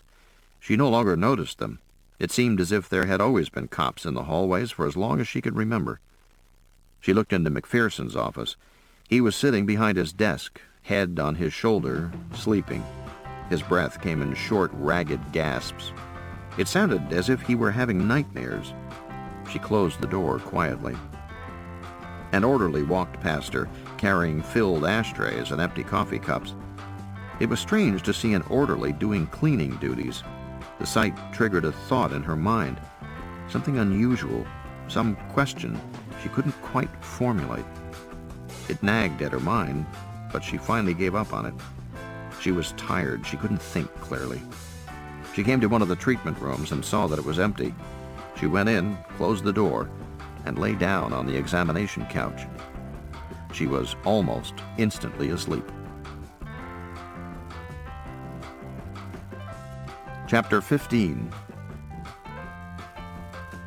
In the lounge, Ellis watched himself on the 11 o'clock news. It was partly vanity and partly morbid curiosity that made him do it. Gerhard was also there, and Richards, and the cop, Anders. On the screen, Ellis squinted slightly into the camera as he answered the questions of a group of reporters. Microphones were jammed up toward his face, but he seemed to himself calm. That pleased him, and he found his answers reasonable. The reporters asked him about the operation, and he explained it briefly but clearly. Then one asked, "Why was this operation done?" "The patient," Ellis answered, "suffers from intermittent attacks of violent behavior. He has organic brain disease. His brain is damaged. We are trying to fix that. We are trying to prevent violence." No one could argue with that, he thought. Even McPherson would be pleased with it as a polite answer. "Is that common brain damage associated with violence?" "We don't know how common it is," Ellis said. "We don't even know how common brain damage alone is. But our best estimates are that 10 million Americans have obvious brain damage and 5 million more have subtle brain damage." 15 million? One reporter said. "That's one person in 13. Pretty quick, Ellis thought.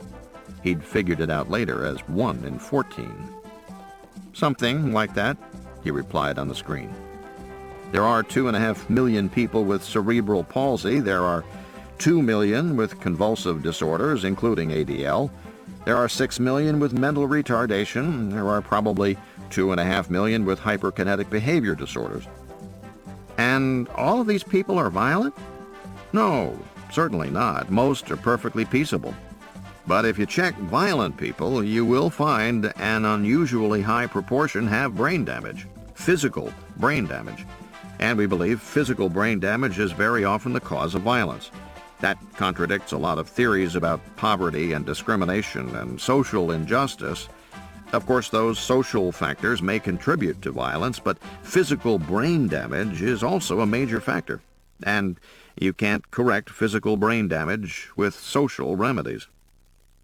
There was a pause in the reporter's questions. Ellis remembered the pause and remembered being elated by it. He was winning. He was running the show.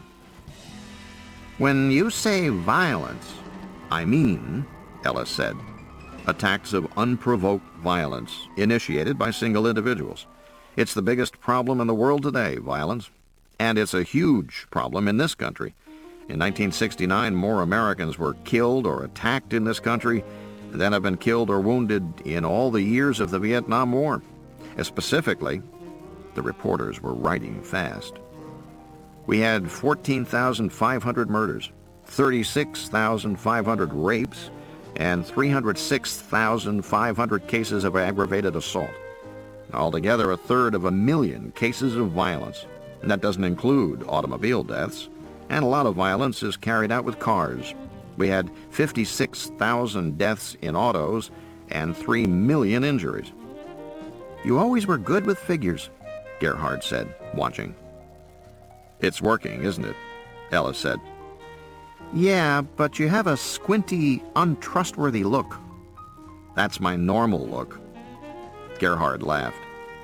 On the screen, a reporter was saying, "And you think these figures reflect physical brain disease?" In large part, Ellis said. Yes. One of the clues pointing to physical brain disease at a single individual is a history of repeated violence. There are some famous examples. Charles Whitman, who killed 17 people in Texas, had a malignant brain tumor and told his psychiatrist for weeks before that he was having thoughts about climbing the tower and shooting people. Richard Speck engaged in several episodes of brutal violence before he killed 8 nurses. Lee Harvey Oswald repeatedly attacked people, including his wife on many occasions. Those were famous cases. There are 1/3 of a million cases every year that are not famous. We're trying to correct that violent behavior with surgery. I don't think that's a despicable thing. I think it's a noble goal, and an important goal.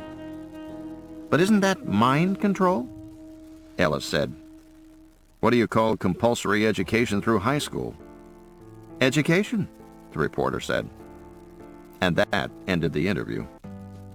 Ellis got up angrily. That makes me look like a fool, he said. No, it doesn't, Anders the cop said.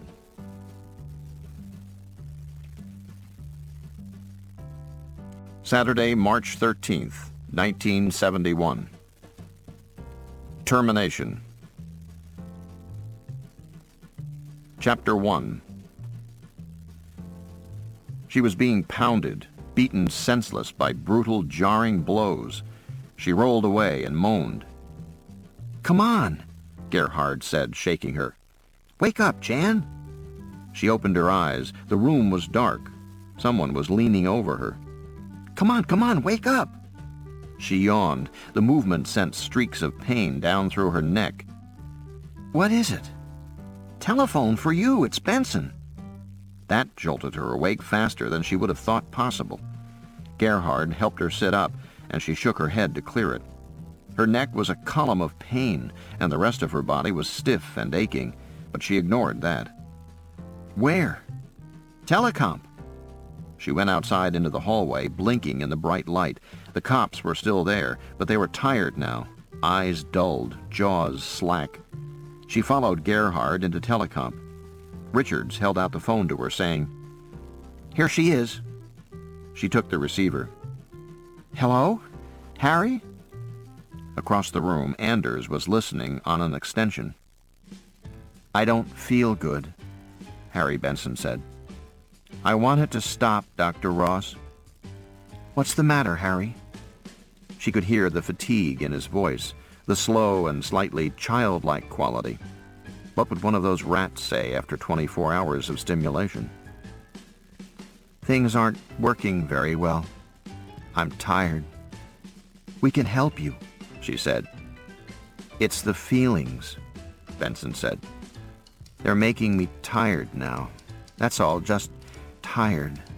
I want them to stop. You'll have to let us help you, Harry. I don't believe you will. You have to trust us, Harry. There was a long pause. Anders looked across the room at Ross. She shrugged. Harry, she said. I wish you never did this to me, Benson said. Anders checked his watch. Did what? The operation. We can fix it for you, Harry. I wanted to fix it myself, he said. His voice was very childlike, almost petulant. I wanted to pull out the wires. Ross frowned. Did you try? No. I tried to pull off the bandages, but it hurt too much. I don't like it when it hurts. He was really being quite childlike.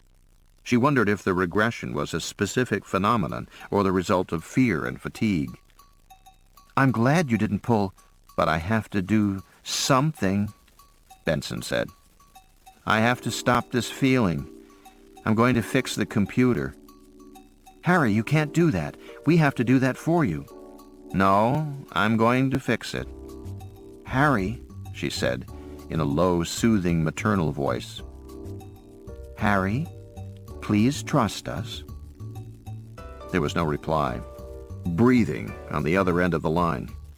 She looked around the room at the tense, expectant faces. Harry, please trust us, just this once. Then everything will be all right. The police are looking for me. There are no police here, she said. They've all gone. You can come here. Everything will be all right. You lied to me before, he said. His voice was petulant again. No, Harry, it was all a mistake. If you come here now, everything will be all right. There was a very long silence, and then a sigh. I'm sorry, Benson said. I know how it's going to end. I have to fix the computer myself. Harry! There was a click, and then the buzz of a disconnection. Ross hung up. Anders immediately dialed the phone company and asked whether they had been able to trace the call. So that was why he had been looking at his watch, she thought. Hell, Anders said, and slammed the phone down. They couldn't get a trace. They couldn't even find the incoming call. Idiots. He sat down across the room from Ross. He was just like a child, she said, shaking her head. What did he mean about fixing the computer? I suppose he meant tearing out the wires from his shoulder. But he said he tried that. Maybe he did, maybe he didn't, she said. He's confused now, under the influence of all the stimulations and all the seizures. Is it physically possible to pull out the wires and the computer? Yes, she said. At least animals do it. Monkeys. She rubbed her eyes. Is there any coffee? Gerhard poured her a cup. Poor Harry, she said. He must be terrified out there. Across the room, Anders said, How confused do you suppose he is, really? Very. She sipped the coffee. Is there any sugar left? Confused enough to mix up computers? We're out of sugar, Gerhard said. Ran out a couple of hours ago. I don't understand, she said.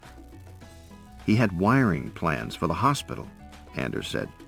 The main computer, the computer that assisted in his operation, is in the hospital basement. She set down her coffee cup and stared at him. She frowned, rubbed her eyes again, picked the coffee up, then set it down once more.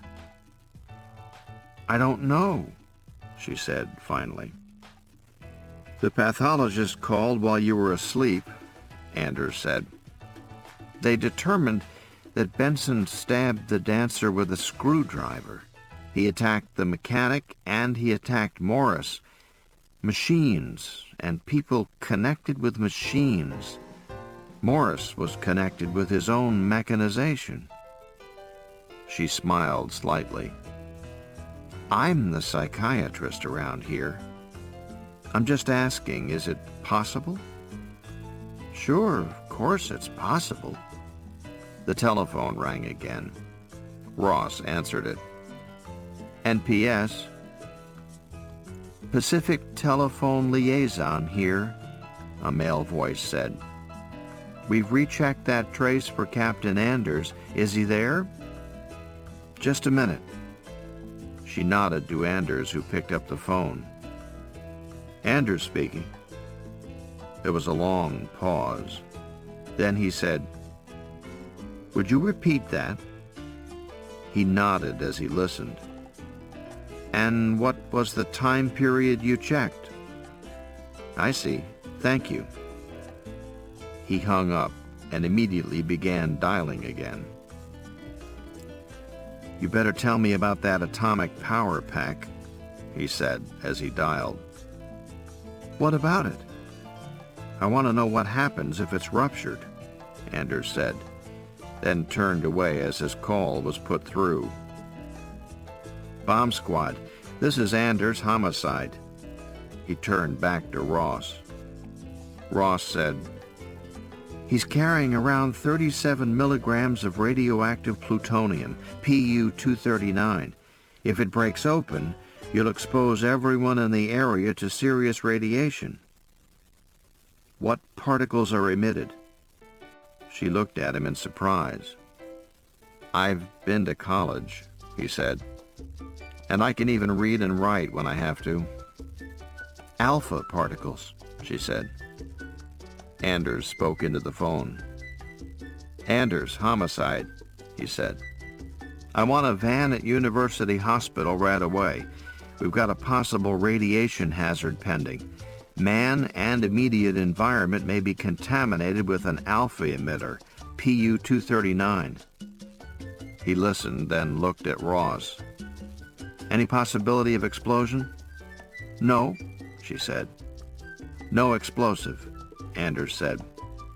He listened. All right, I understand. Get them here as quickly as you can. He hung up. Ross said, Do you mind telling me what's going on?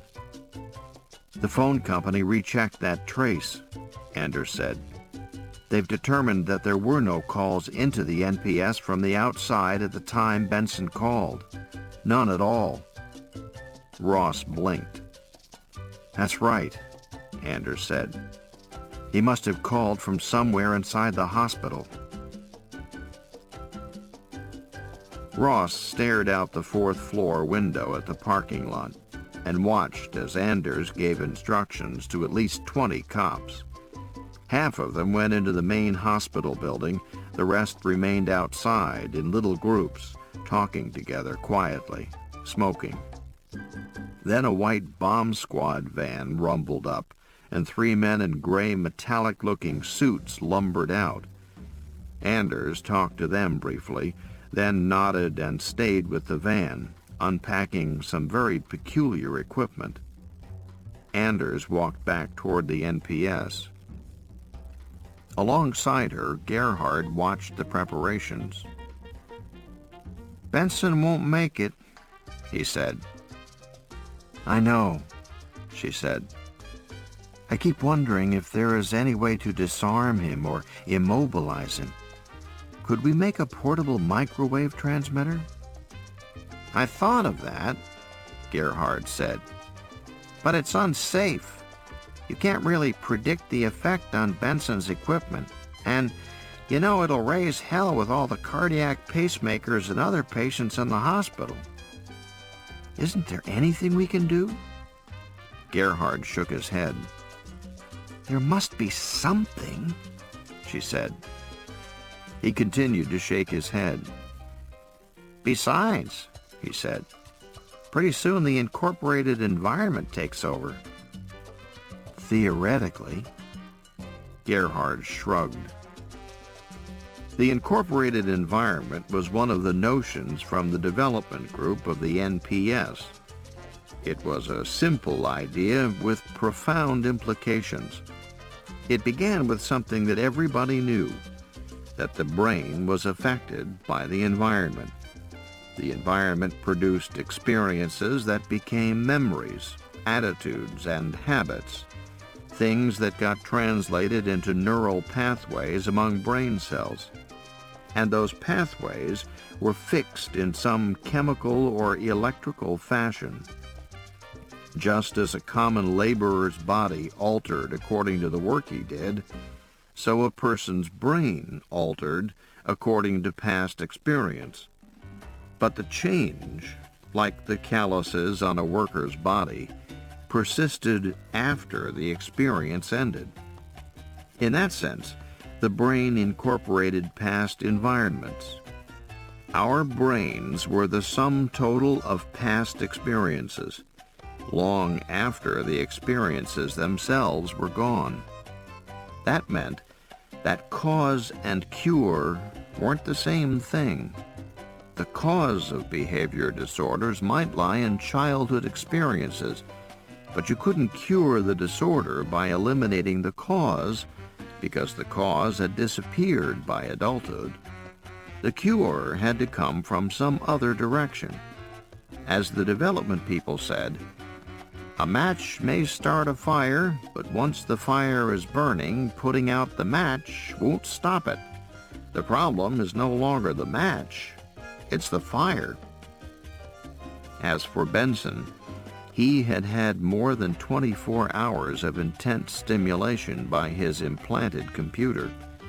That stimulation had affected his brain by providing new experiences and new expectations. A new environment was being incorporated. Pretty soon, it would be impossible to predict how the brain would react, because it wasn't Benson's old brain anymore. It was a new brain, the product of new experiences. Anders came into the room. "We're ready," he said. "I can see. We've got 2 men for every basement access, 2 for the front door, 2 for the emergency ward, and 2 for each of the 3 elevators. I've kept men away from the patient care floors. We don't want to start trouble in those areas." Considerate of you, she thought, but said nothing. Anders glanced at his watch. 12:40, he said. "I think somebody should show me the main computer." "It's in the basement," she said, nodding toward the main building. "Over there." "Will you show me?" "Sure," she said. She didn't really care. She no longer maintained any illusions about her ability to affect the outcome of events. She realized that she was in the grip of an inexorable process involving many people and many past decisions. What would happen would happen. She walked down the corridor with Anders and found herself thinking about Mrs. Crail. It was odd. She hadn't thought of Mrs. Crail in years. Emily Crail had been her first patient as a psychiatric resident years ago. The woman was 50, her children grown, her husband bored with her. She was suicidally depressed. Janet Ross had taken the case with a sense of personal responsibility. She was young and eager, and she fought Mrs. Crail's impulses like a general fighting a war, marshaling resources, planning strategies, revising and updating battle plans. She nursed Mrs. Crail through 2 unsuccessful suicide attempts. And then she began to realize that there were limits to her own energy, skills, and knowledge. Mrs. Crail was not improving. Her suicidal attempts became more crafty. Eventually, she succeeded in killing herself. But by that time, Ross had, fortunately, detached herself from the patient, as she was detached from Benson now. They had reached the far end of the corridor when behind them, from telecomp, they heard Gerhard shout, "Janet! Janet, are you still here?" She returned to telecomp with Anders following along curiously. Inside the computer room, the console lights were flickering unsteadily. "Look at this," Gerhard said, pointing to one printout console. "Current program terminated. Program change in 0504020100. Program change." "The main computer is going to a new program," Gerhard said. "So what?" "We didn't instruct that." "What's the new program?" "I don't know," Gerhard said. "We didn't instruct any change." Ross and Anders watched the console. "New program reads as..." Then there was nothing. No further letters appeared on the screen. Anders said, "What does it mean?" "I don't know," Gerhard said. "Maybe another time-sharing terminal is overriding us, but that shouldn't be possible. We locked in priority for our terminal for the last 12 hours. Ours should be the only terminal that can initiate program changes. The console flashed up new letters. New program reads as machine malfunction. All programming terminated, terminated, terminated, terminated. What? Gerhard said. He started to punch buttons on the console, then quit. It isn't accepting any new instructions. Why not? Something must be wrong with the main computer in the basement. Ross looked at Anders. You better show me that computer, he said. Then, as they watched, one of the consoles went completely dead. All its lights blinked off. The TV screen shrank to a single fading white dot. A second console went off, then a third. The teleprinter stopped printing. The computer has shut itself down, Gerhard said. It probably had help, Anders said. He went with Ross to the elevators. It was a damp evening and cold as they hurried across the parking lot toward the main building. Anders was checking his gun, turning it sideways to catch the light from the parking lot lamps. I think you should know one thing, she said. It's no good threatening him with that. He won't respond rationally to it. Anders smiled. Because he's a machine? He just won't respond. If he has a seizure, he won't see it, won't recognize it, won't react appropriately to it. They entered the hospital through the brightly lit main entrance and walked back to the central elevator banks. Anders said, Where's the atomic pack located? Beneath the skin of his right shoulder. Where, exactly? Here, she said, pointing to her own shoulder, tracing a rectangle. That size? Yes, about the size of a pack of cigarettes. Okay, Anders said. They took the elevator to the basement. There were 2 cops in the elevator car, and they were both tense, fidgety, hands touching their guns. As they rode down, Anders nodded to his own gun. You ever fire one of these? No. Never at all? No. He didn't say anything after that. The elevator doors opened. They felt the coolness of the basement air and looked down the corridor ahead. Bare concrete walls, unpainted. Overhead pipes running along the ceiling, harsh electric lighting. They stepped out. The doors closed behind them. They stood for a moment, listening. They heard nothing except the distant hum of power equipment. Anders whispered, Anybody usually in the basement at night? She nodded. Maintenance people, pathologists if they're still going. The pathology labs are down here? Yes. Where's the computer? This way. She led him down the corridor. Straight ahead was the laundry room. It was locked for the night, but huge carts with bundles of laundry were outside in the corridor. Anders eyed the bundles cautiously before they moved on to the central kitchens. The kitchens were shut down too, but the lights were on, burning in a vast expanse of white-tiled rooms with stainless steel steam tables in long rows. This is a shortcut, she said, as they went through the kitchen.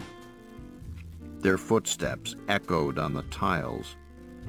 Anders walked loosely, holding his gun slightly ahead, barrel pointed out to the side. They passed through the kitchen and back into another hallway.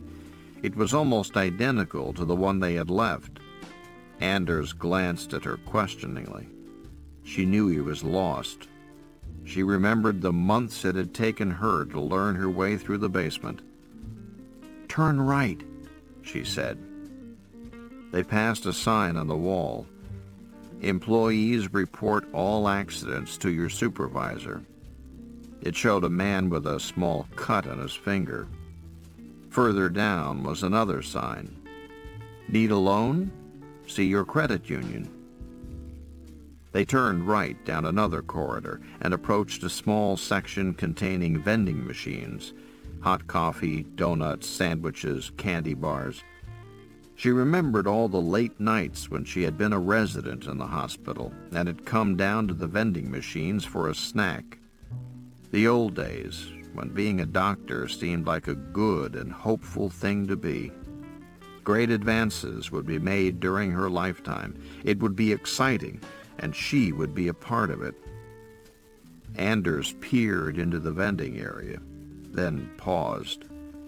He whispered, "Have a look at this." She looked, astonished. Every machine had been smashed. There were candy bars and sandwiches wrapped in plastic strewn across the floor. Coffee was pouring in short arterial spurts from the coffee vendor onto the floor. Anders stepped around the puddles of coffee and soda and touched the dents and tears in the metal of the machines.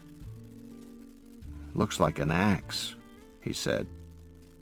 "Where would he get an axe?"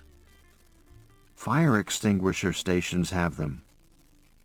"I don't see the axe here," he said, looking around the room. Then he glanced at her. She didn't reply. They left the vending area and continued down the corridor. They came to a turn in the tunnels. "Which way now?" "Left," she said, and she added, "We're very close." Ahead of them, the hall took another turn. Ross knew that hospital records was around the turn, and just beyond that, the computer. The planners had located the computer near the records room because they eventually hoped to computerize all the hospital records. Suddenly, Anders froze. She stopped and listened with him. They heard footsteps and humming.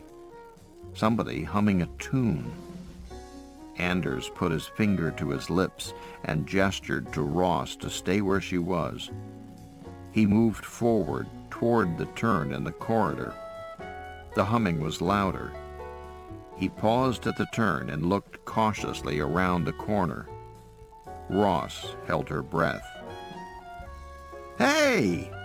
a male voice shouted, and suddenly Anders' arm flicked around a corner like a snake, and a man sprawled across the floor, skidding down the hall toward Ross.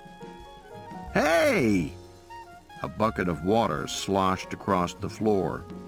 Ross saw that it was an elderly maintenance man. She went over to him. "What the—" "Shh," she said, a finger to her lips. She helped the man back to his feet. Anders came back. "Don't leave the basement," he said to the man. "Go to the kitchen and wait. Don't try to leave." His voice was an angry hiss. Ross knew what he was saying. Anyone who tried to leave the basement now was likely to be shot by the waiting cops. The man was nodding, frightened and confused. "It's all right," Ross said to him. "I didn't do nothing." "There's a man down here we have to find," Ross said.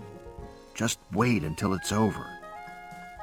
"Stay in the kitchen," Anders said. The man nodded, brushed himself off, and walked away. He looked back once, shaking his head. She and Anders continued along the corridor, turned a corner, and came to the record section. A large sign sticking out from the wall said, "Patient Records." Anders looked at her questioningly. She nodded. They went inside. Records was a giant space filled with floor-to-ceiling shelves of patient records. It was like an enormous library. Anders paused in surprise. "Lot of bookkeeping," she said. "Is this every patient the hospital ever had?" "No," she said. "Every patient seen in the last 5 years.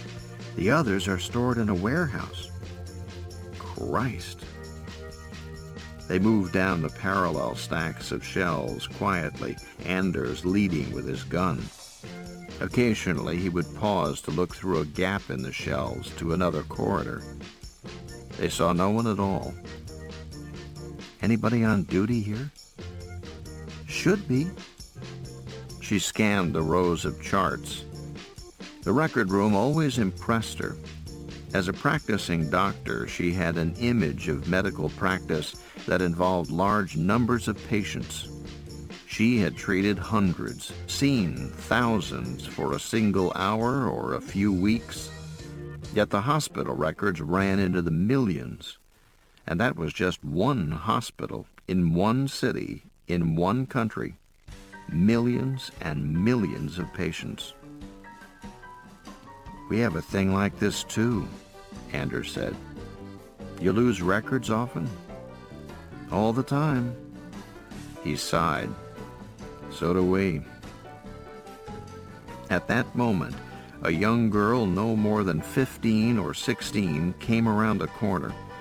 She carried a stack of records in her arms. Anders had his gun up in an instant. The girl looked, dropped the records, and started to scream. "Quiet!" Anders hissed. The scream was cut off abruptly to a kind of gurgle.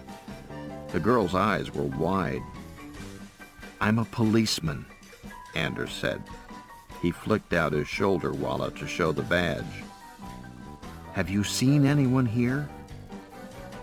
"Anyone?" "This man." He showed her the picture. She looked at it and shook her head. "You're sure?" "Yes, I mean...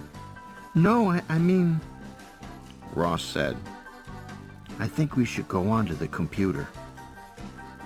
In some ways, she was embarrassed at frightening the girl.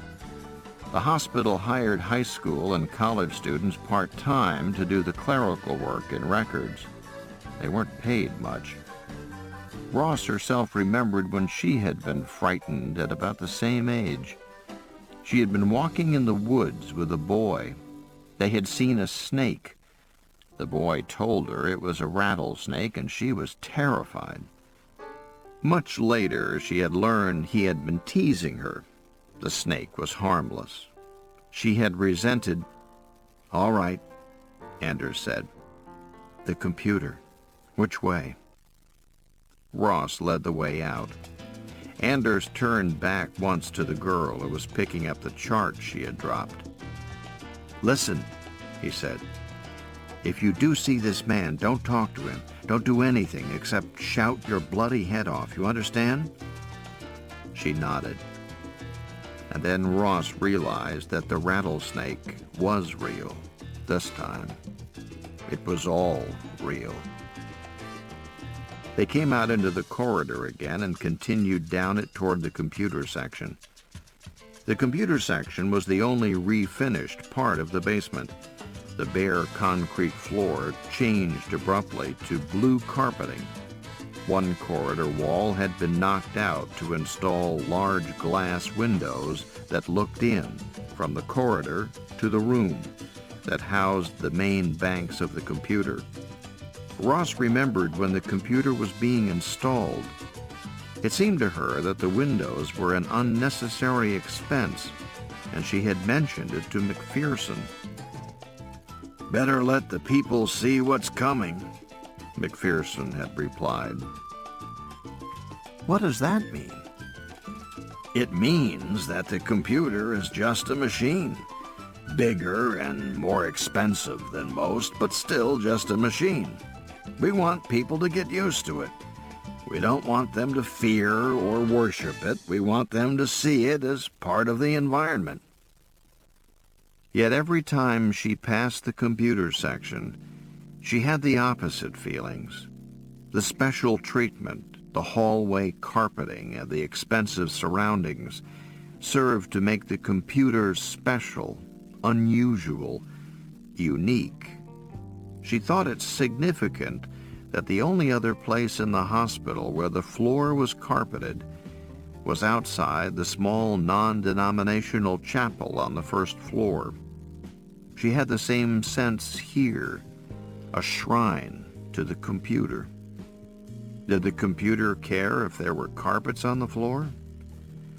In any case, the employees of the hospital had provided their own reaction to the spectacle inside the glass windows. A handwritten sign had been taped to the glass. Do not feed or molest the computer. She and Anders crouched down below the level of the window. Anders peered over cautiously. "What do you see?" she said. "I think I see him." She looked too. She was aware that her heart was suddenly pounding. Her body was tense and expectant. Inside the room there were 6 magnetic tape units, a broad L-shaped console for the central processor, a printer, a card punch reader, and 2 disk drive units. The equipment was shiny, sharp-edged, gleaming. It sat quiet under even fluorescent lighting. She saw no one, just the equipment, isolated, alone. It reminded her of Stonehenge, the vertical stone columns. Then she saw him, a man moving between 2 tape units, white orderly's coat, black hair. "It's him," she said. "Where's the door?" Anders asked. For no good reason, he was checking his gun again. He snapped the revolver chamber closed with a loud click. "Down there." She pointed down the corridor to the door, perhaps 10 feet away. "Any other entrances or exits?" "No." Her heart was still pounding. She looked from Anders to the gun and back to Anders. "Okay, you stay down." Anders pressed her down to the floor as he spoke. Then he crawled forward to the door. He paused, got to his knees, and looked back at her once. She was surprised to see that he was frightened. His face was taut, his body hunched tensely. He held the gun stiffly forward by his straight arm. "We're all afraid," she thought. Then, with a loud slam, Anders knocked the door open and flung himself on his belly into the room. She heard him shout, "Benson!" And then almost immediately there was a gunshot. This was followed by a second shot and a third. She could not tell who was firing. She saw Anders' feet sticking out of the door as he lay on the carpeting. Gray smoke billowed out through the open door and rose lazily in the corridor. There were 2 more shots and a loud scream of pain. She closed her eyes and pressed her cheek to the carpet. Anders shouted, "Benson! Give it up, Benson!" It won't do any good, she thought. Didn't Anders understand? Still more shots in rapid succession. Suddenly, the glass window above her shattered, and large slabs of glass fell over her shoulders onto her hair. She shook it off. And then, to her astonishment, Benson landed on the corridor floor beside her. He had thrown himself through the glass window and landed quite close to her. His body was just a few feet from her. She saw that one leg was bloody, red seeping onto the white trouser leg. "Harry!" Her voice cracked strangely. She was terrified. She knew she should not be afraid of this man, That was a disservice to him, a betrayal of her profession, and a loss of some important trust. But she was afraid nonetheless. Benson looked at her, eyes blank and unseeing. He ran off down the basement corridor. "Harry, wait!" "Never mind," Anders said, coming out of the computer room, sprinting after Benson, holding his gun stiffly in his hand. The policeman's posture was absurd. She wanted to laugh. She heard Benson's running footsteps echoing faintly down the tunnel. Then Anders turned a corner, continuing after him. The footsteps blended in staccato echoes. And then she was alone. She got to her feet, dazed, feeling sick. She knew what was going to happen now. Benson, like a trapped animal, would head for one of the emergency exits. As soon as he appeared outside, where it was safe to shoot, the waiting policeman would gun him down. All the exits were covered. There was no possible escape. She didn't want to be there to see it. Instead, she went into the computer room and looked around. The main computer was demolished.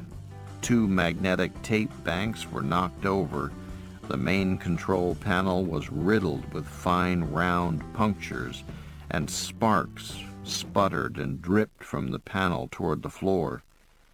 She ought to control that, she thought. It might start a fire. She looked around for a fire extinguisher and saw Benson's axe lying on the carpet in a corner. And then she saw the gun. Curious, she picked it up. It was surprisingly heavy, much heavier than she expected. It felt big and greasy and cold in her hand.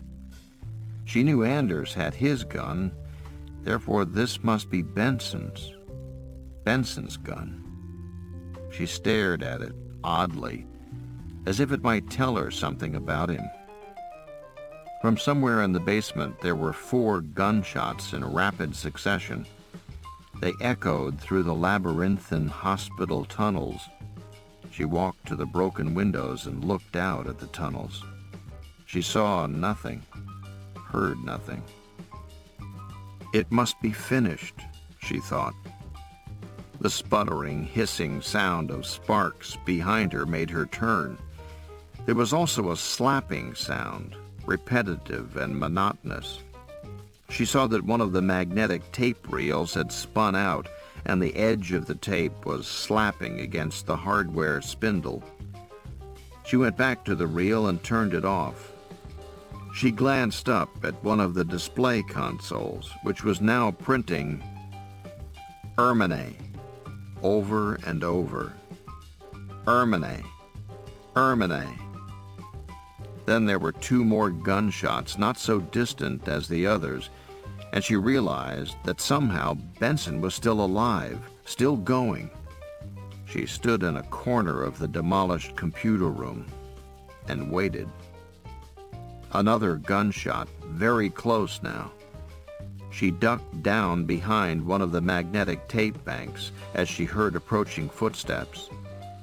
She was aware of the irony. Benson had been hiding behind the computers, and now she was hiding, cowering behind the metal columns, as if they could protect her in some way. She heard someone gasping for breath. The footsteps paused. The door to the computer room opened, then closed with a slam. She was still hidden behind the tape bank and could not see what was happening. A second set of running feet went past the computer room and continued down the corridor, fading into echoes. Everything was quiet. Then she heard heavy breathing and a cough. She stood. Harry Benson, in his torn white orderly's clothes, his left leg very red, was sprawled on the carpet, his body half propped up against the wall. He was sweating, His breath came in ragged gasps. He stared straight ahead, unaware of anyone else in the room. She still held the gun in her hand, and she felt a moment of elation. Somehow it was all going to work out. She was going to get him back alive. The police hadn't killed him, and by the most unbelievable stroke of luck, she had him alone, to herself. It made her wonderfully happy. "Harry?" He looked over slowly and blinked. He did not seem to recognize her for a moment, and then he smiled. "Hello, Dr. Ross." It was a nice smile.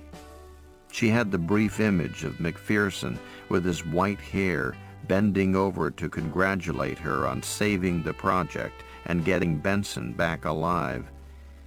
And then she remembered, quite incongruously, how her own father had gotten sick and had suddenly had to leave her medical school graduation ceremonies. Why did she think of that now? "Everything is going to be all right, Harry," she said. Her voice was full of confidence. It pleased her. She wanted to reassure him, so she did not move, did not approach him. She stayed across the room, behind the computer databank. He continued to breathe heavily and said nothing for a moment. He looked around the room at the demolished computer equipment. "I really did it," he said. "Didn't I?" "You're going to be fine, Harry," she said. She was drawing up a schedule in her mind. He could undergo emergency surgery on his leg that night, and in the morning they could disconnect his computer, reprogram the electrodes, and everything would be corrected. A disaster would be salvaged. It was the most incredible piece of luck. Ellis would keep his house. McPherson would continue to expand the NPS into new areas. They would be grateful. They would recognize her achievement and appreciate what she... "Dr. Ross?" He started to get up, wincing in pain. "Don't try to move. Stay where you are, Harry." "I have to." "Stay where you are, Harry." Benson's eyes flashed briefly and the smile was gone. "Don't call me Harry. My name is Mr. Benson. Call me Mr. Benson." There was no mistaking the anger in his voice. It surprised her and upset her. She was trying to help him. Didn't he know that she was the only one who still wanted to help him? The others would be just as happy if he died. He continued to struggle to his feet. "Don't move, Harry." She showed him the gun then. It was an angry, hostile move. He had angered her.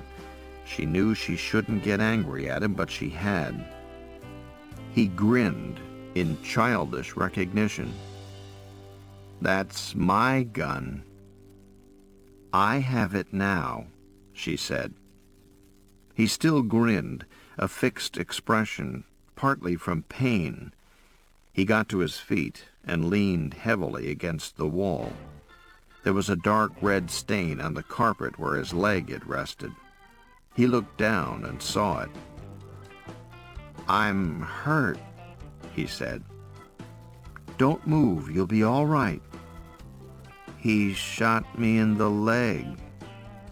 He looked from the blood up to her. His smile remained. "You wouldn't use that, would you?" "Yes," she said. "If I had to." "You're my doctor." "Stay where you are, Harry." "I don't think you would use it," Benson said. He took a step toward her. "Don't come closer, Harry." He smiled. He took another step, unsteady, but he maintained his balance. I don't think you would." His words frightened her. She was afraid that she would shoot him and afraid that she would not. It was the strangest set of circumstances, alone with this man surrounded by the wreckage of a computer. "Anders!" she shouted. "Anders!" Her voice echoed through the basement. Benson took another step. His eyes never left her face. He started to fall and leaned heavily on one of the disk drive consoles. It tore his white jacket at the armpit. He looked at the tear numbly. It tore. "Stay there, Harry. Stay there." It's like talking to an animal, she thought. Do not feed or molest the animals.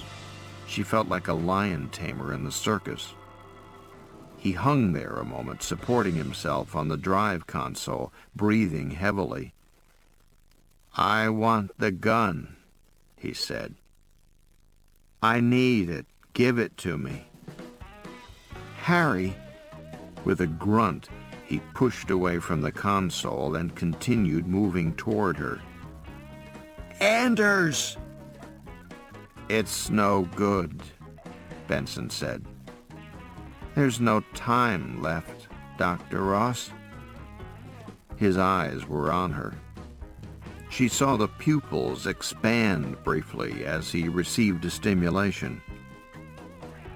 "That's beautiful," he said, and smiled. The stimulation seemed to halt him for a time. He was turned inward, enjoying the sensation. When he spoke again, his voice was calm and distant. "You see," he said, "they are after me. They have turned their little computers against me. The program is hunt, hunt, and kill. The original human program. Hunt and kill. Do you understand?" He was only a few steps away. She held the gun in her hand stiffly, as she had seen Anders hold it, but her hand was shaking badly. "Please don't come closer, Harry," she said. "Please." He smiled. He took another step. She didn't really know what she was going to do until she found herself squeezing the trigger and the gun discharged. The noise was painfully loud, and the gun snapped in her hand, flinging her arm up, almost knocking her off her feet. She was thrown back against the far wall of the computer room. Benson stood blinking in the smoke. Then he smiled again. "It's not as easy as it looks." She gripped the gun in her hand. It felt warm now. She raised it, but it was shaking worse than before. She steadied it with the other hand. Benson advanced. "No closer, Harry, I mean it." A flood of images overcame her. She saw Benson as she had first met him, a meek man with a terrifying problem. She saw him in a montage of all the hour-long interviews, all the tests, all the drug trials. He was a good person, an honest and frightened person. Nothing that had happened was his fault. It was her fault, and Ellis's fault, and McPherson's fault, and Morris's fault. Then she thought of Morris, the face mashed into a red pulp, deformed into butcher meat. "Dr. Ross," Benson said, "you're my doctor. You wouldn't do anything to hurt me." He was very close now. His hands reached out for the gun. Her whole body was shaking as she watched the hands move closer, within inches of the barrel. reaching for it, reaching for it. She fired at point-blank range. With remarkable agility, Benson jumped and spun in the air, dodging the bullet. She was pleased. She had managed to drive him back without hurting him. Anders would arrive any minute to help subdue him before they took him to surgery. Benson's body slammed hard into the printing unit, knocking it over. It began to clatter in a monotonous, mechanical way as the keys printed out some message. Benson rolled onto his back. Blood spurted in heavy, thick gushes from his chest. His white uniform became darkly red. "Harry?" she said. He did not move. "Harry? Harry?" She didn't remember clearly what happened after that. Anders returned and took the gun from her hand. He moved her to the side of the room as 3 men in gray suits arrived, carrying a long plastic capsule on a stretcher. They opened the capsule up. The inside was lined in a strange yellow honeycomb insulation. They lifted Benson's body. She noticed they were careful, trying to keep the blood off their special suits, and placed him inside the capsule. They closed it and locked it with special locks. 2 of the men carried it away. A third went around the room with a Geiger counter, which chattered loudly. Somehow, the sound reminded her of an angry monkey. The man went over to Ross. She couldn't see his face behind the gray helmet he wore. The glass was fogged. "You better leave this area," the man said. Anders put his arm around her shoulders. She began to cry.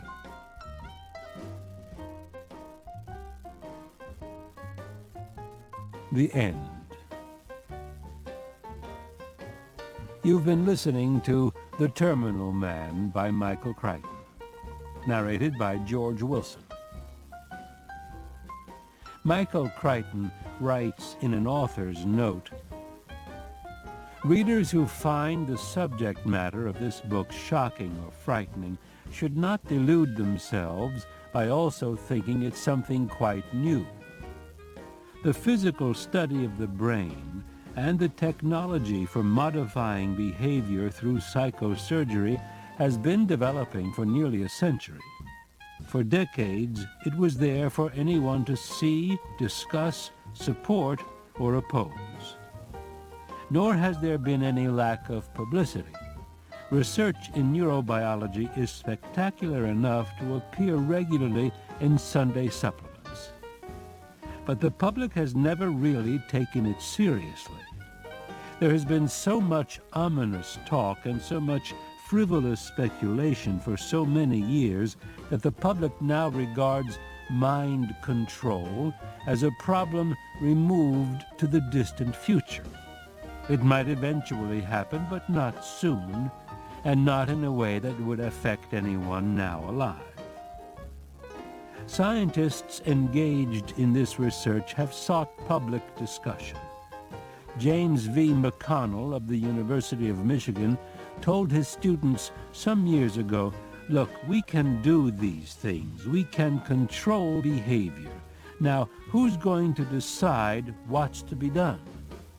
If you don't get busy and tell me how I'm supposed to do it, I'll make up my own mind for you, and then it's too late." Many people today feel that they live in a world that is predetermined and running along a fixed, pre-established course. Past decisions have left us with pollution, depersonalization, and urban blight. Somebody else made the decisions for us, and we are stuck with the consequences. That attitude represents a childish and dangerous denial of responsibility, and everyone should recognize it for what it is. In that spirit, the following chronology is presented. History of Therapy of Psychosurgery. 1908. Horsley and Clark, Great Britain, describe stereotaxic surgical techniques for use on animals. 1947.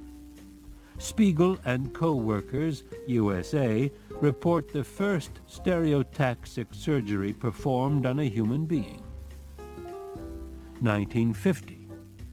Penfield and Flanagan, Canada, perform ablative surgery with favorable results in patients with seizure foci. 1958. Talleyrand and co-workers, France, begin chronic stereotaxic implantation of depth electrodes. 1963. Heath and co-workers, USA, allow patients to stimulate themselves at will via implanted electrodes. 1965. Narabayashi, Japan, reports on 98 patients with violent behavior treated by stereotaxic surgery. 1965. More than 24,000 stereotaxic procedures on human beings have been performed in various countries by this date. 1968. Delgado and co-workers, USA, attach stimoceiver, radio stimulator plus radio receiver, to freely ambulatory hospital patients. 1969. Chimpanzee at Alamogordo, New Mexico, is directly linked by radio to a computer which programs and delivers his brain stimulations. 1971. Patient Harold Benson is operated on in Los Angeles. Michael Crichton, Los Angeles, October 23, 1971. If you've enjoyed this book and this performance, Recorded Books recommends these other titles by Michael Crichton: The Lost World, narrated by George Guidall, and The Great Train Robbery, narrated by Simon Preble.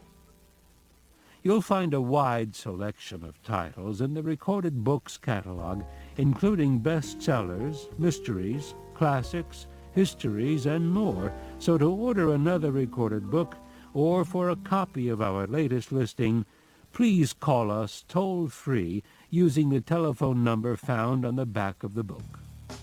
You can order by phone with any major credit card, or by writing to us, or by faxing us. Don't forget to ask about easy 30-day rentals by mail. On our website, you can browse the catalog, hear about the latest releases, place orders, or tune into narrator profiles and author interviews. So visit us there at www.recordedbooks.com. And thank you for being a Recorded Books